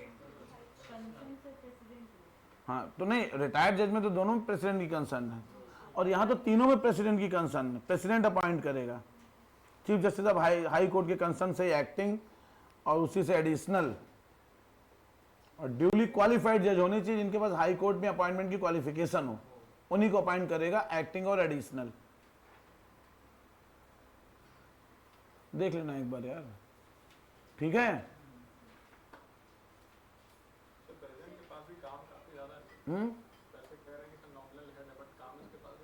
नहीं तो प्रेसिडेंट खाली साइन करने हैं, तो वहां से लॉ मिनिस्ट्री से आएगा, अपॉइंट करो अपॉइंट करो अपॉइंट करो। प्रेसिडेंट अपना वो बिरयानी खाते खाते अपॉइंट कर देगा, और प्रेसिडेंट क्या कर रहा है वहाँ, मुर्मू मैडम कर रही है अपना अपॉइंटमेंट कर रही हैं।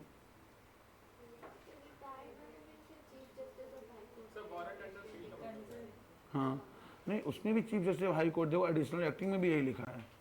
इसमें से प्रेसिडेंट कर दीजिए। नहीं नहीं, रिटायर में भी प्रेसिडेंट ही करेगा। ये रिटायरमेंट का चीफ जस्टिस है, कंसल्टेशन प्रेसिडेंट, जैसे पहले में था, अच्छा, जैसे उसमें था, सीजीआई में था रिटायरमेंट। तो देखो ये कलाकारी है, सही कह रही हो। दोनों में अंतर क्या है कि एक्टिंग और एडिशनल में प्रेसिडेंट अपॉइंट कर रहा है चीफ जस्टिस के कंसल्टेशन से, और रिटायर्ड में चीफ जस्टिस अपॉइंट कर रहा है प्रेसिडेंट के कंसल्टेशन से। देख रहे हैं सब खेल खेल रहे हैं सब। एडिशनल और एक्टिंग में प्रेसिडेंट अपॉइंट कर रहा है chief justice of high court के कंसल्टेशन से, और रिटायर्ड के केस में चीफ जस्टिस अपॉइंट कर रहा है प्रेसिडेंट के प्रायर कंसल्टेशन से। इससे चीज वहां भी थी। सर नहीं, उसमें सर जो ये वाला था एक्टिंग एक्टिंग जजेस उसमें प्रेसिडेंट करता है। हाँ, जो एडिशनल एड हॉक जजेस जो थे तो प्रेसिडेंट अपॉइंट कर रहा है। सीजीआई कर सीजीआई रहा था, करता था। प्रेसिडेंट उसमें दो में सीजीआई कर रहा था, बस जो एक्टिंग चीफ जस्टिस है वो प्रेसिडेंट। वो प्रेसिडेंट का, वहाँ बाकी सबको सीजीआई कर रहा था। तो भाई देख लेना, एक बार देख के लिख लेना। हाँ, परमिशन से कर रहा है, ठीक है। दो जगह प्रेसिडेंट है, उसमें दो जगह सीजीआई। वहाँ 2 जगह सीजीआई है। अब 226 में रिट ज्यूरिसडिक्शन है। रिट ज्यूरिसडिक्शन हमने पढ़ा हुआ है भाई, ठीक है। तो जब हमने सुप्रीम कोर्ट का रिट ज्यूरिसडिक्शन पढ़ा था, तो यहाँ रिट ज्यूरिसडिक्शन है सुप्रीम कोर्ट का 226 में। रिट ज्यूरिसडिक्शन पता है हमको यार, सारे रिट इशू कर सकते हो। यहाँ इंपॉर्टेंट चीज क्या है, वहां सिर्फ फंडामेंटल राइट के वायलेशन पे, यहाँ फंडामेंटल भी और स्टैट्यूटरी राइट के वायलेशन पे भी। वहां फंडामेंटल राइट है, सुप्रीम कोर्ट डिनाई नहीं कर सकता है, यहाँ हाई कोर्ट डिनाई कर सकता है कि मैं डायरेक्ट नहीं सुनूंगा, आप पहले लोअर कोर्ट होके आइए, ठीक है। 227 भी इंपॉर्टेंट है। अब जो 227, 228, 229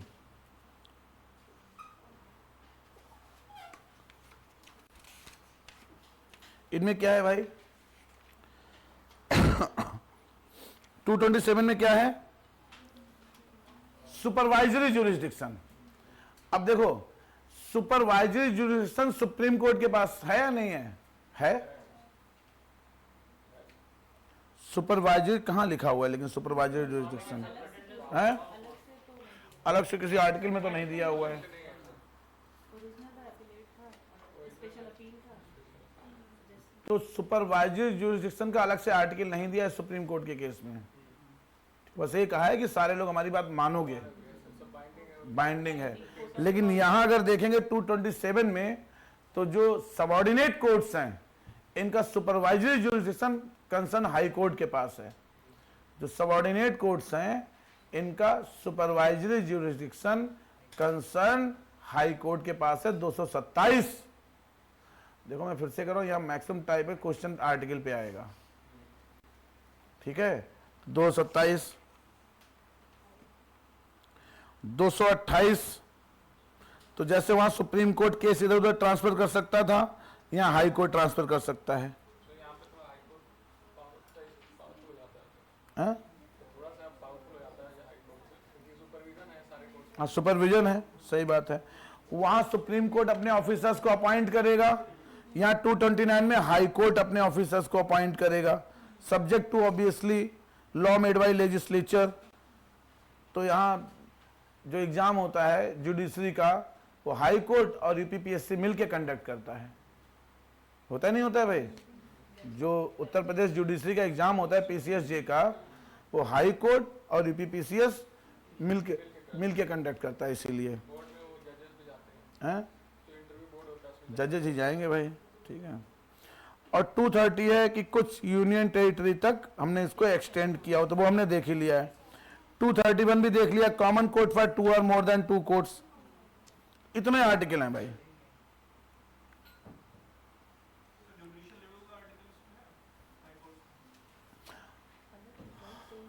हाँ, हाई कोर्ट्स ने जुडिशियल रिव्यू, देखो नहीं सुनो,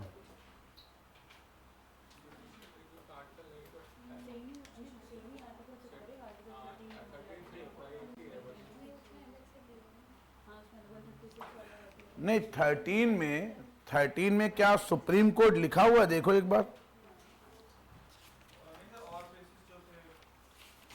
पहले वो 13 देखो। 13 में कहीं सुप्रीम कोर्ट नहीं लिखा है। तो 13 ये अधिकार हाई कोर्ट्स को भी दे रहा है और सुप्रीम कोर्ट को भी दे रहा है।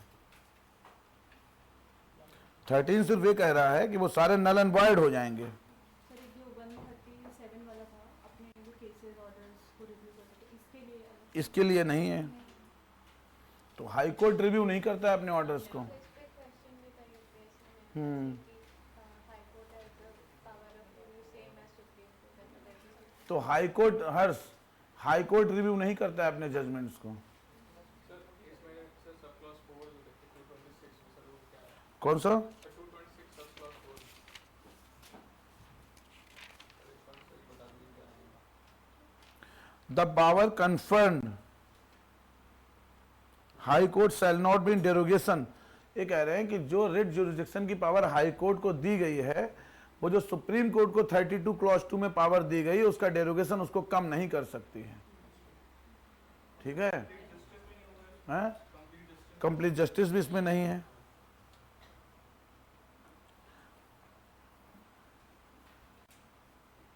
ठीक है। अच्छा, इनका ओरिजिनल जुरिस्डिक्शन किन किन मामलों पे हैं? तो एक तो फंडामेंटल राइट्स पर है, ठीक है। दूसरा लिखा हुआ है एमपी और एमएलए।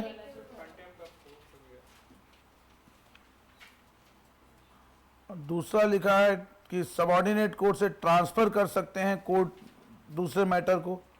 तो इसके लिए अगर मान लो आपको उन्नाव डिस्ट्रिक्ट कोर्ट से ट्रांसफर करना है लखनऊ डिस्ट्रिक्ट कोर्ट में, तो आप कहाँ जाओगे? इलाहाबाद हाई कोर्ट जाओगे। तो ये भी एक तरीके से लक्ष्मीकांत ने दिया होगा ये सब। ठीक है। अपीलेट है, सुपरवाइजरी है और कंट्रोल ओवर सबऑर्डिनेट कोर्ट से सुपरवाइजरी हो गया। कोर्ट ऑफ रिकॉर्ड ये भी है, कोर्ट ऑफ रिकॉर्ड। तो इसके भी जो हाई कोर्ट के जजमेंट्स होंगे वो उस ज्यूरिसडिक्शन के लिए बाइंडिंग होंगे नहीं होंगे भाई? ठीक है। तो वो सब चीजें देख लोगे आप। हाँ, अपने डिसीजंस का रिव्यू नहीं करती है। ऐसा नहीं होगा मद्रास हाई कोर्ट ने कुछ कहा फिर मद्रास हाई कोर्ट की बड़ी बेंच उसका रिव्यू कर दे, फिर आप सुप्रीम कोर्ट जाओगे यार। लेकिन पता नहीं क्यों, जैसे अब हाई कोर्ट में सिंगल जज बेंच होती है, उसके बाद 3 जज की बेंच रिव्यू करती है यार। हाई कोर्ट में जो सिंगल जज बेंच होती है उसके खिलाफ आप अपील तो पहले आप मतलब 3 जज की बेंच में ही करते हो या 2 जज की बेंच में करते हो। रिकॉर्ड के अंदर नहीं कर सकते हैं।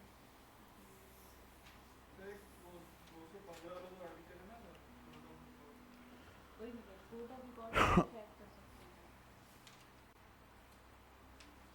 हैं। लेकिन लिखा नहीं। कौन सा 215 क्या बता रहे हो? ये कोर्ट ऑफ रिकॉर्ड ही है high court. Every high court shall be a court of record and shall have all the powers of such a court including the power to punish for contempt.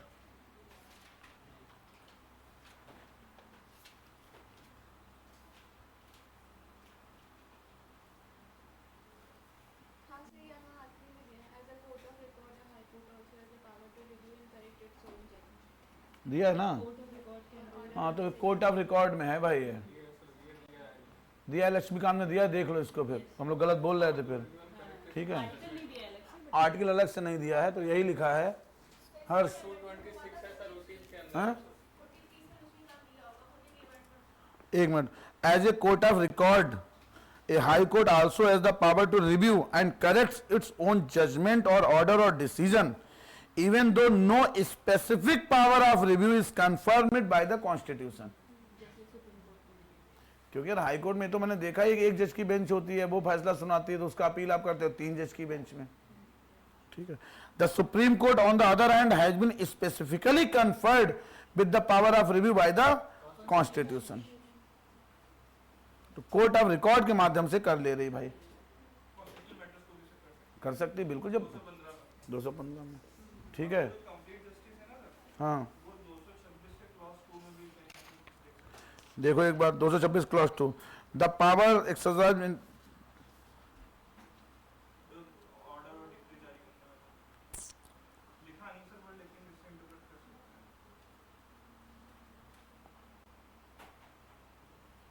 चलो ठीक है, देखना subordinate course देखो एक बार।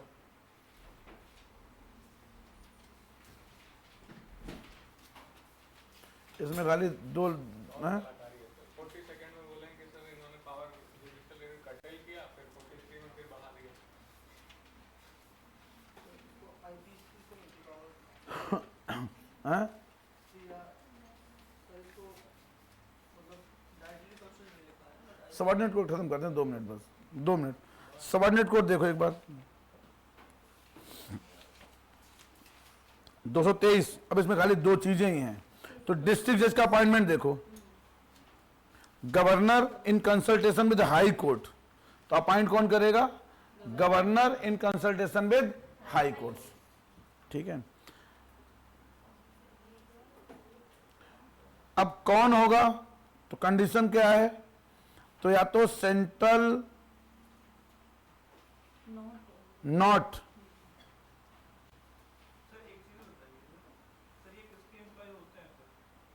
जैसे इसमें लिखा हुआ है सर्विस ऑफ यूनियन और द स्टेट, तो ये जो सर जजेस होते हैं सेशन कोर्ट के, lower judicial, they are not the employ of, ठीक है, ये एम्प्लॉय नहीं है government of India, government of state के।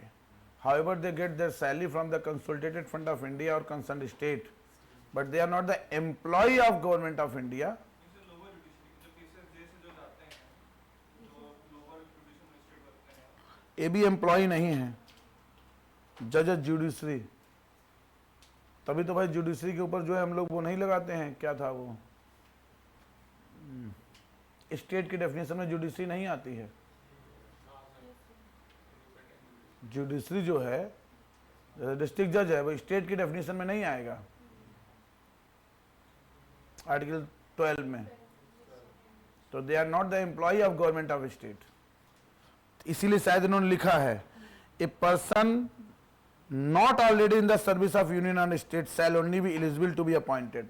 तो एक पर्सन जो ऑलरेडी यूनियन और स्टेट की सेवा में नहीं है, उसे अपॉइंट कर सकते हो आप। सर ये जैसे हम समझ रहे हैं तो जैसे तीसरे जैसे को सिलेक्ट हुआ वो लोअर जज बना, तो वो है तो सर कहीं ना कहीं गवर्नमेंट का एम्प्लॉय ना, मैं वही कह रहा हूँ, गवर्नमेंट ऑफ जैसे तो उनकी सैलरी तो कौन सा बना गवर्नमेंट में सर दी दी जाती है ना सर, सुपरवाइजर प्रेसिडेंट, तो एग्जीक्यूटिव मतलब तब भी एम्प्लॉय एम्प्लॉय सैलरी मिल रही है, ठीक है। जैसे सुप्रीम कोर्ट है या जो इवन हाई कोर्ट है, तो high court government of state के एम्प्लॉय नहीं है जजेज।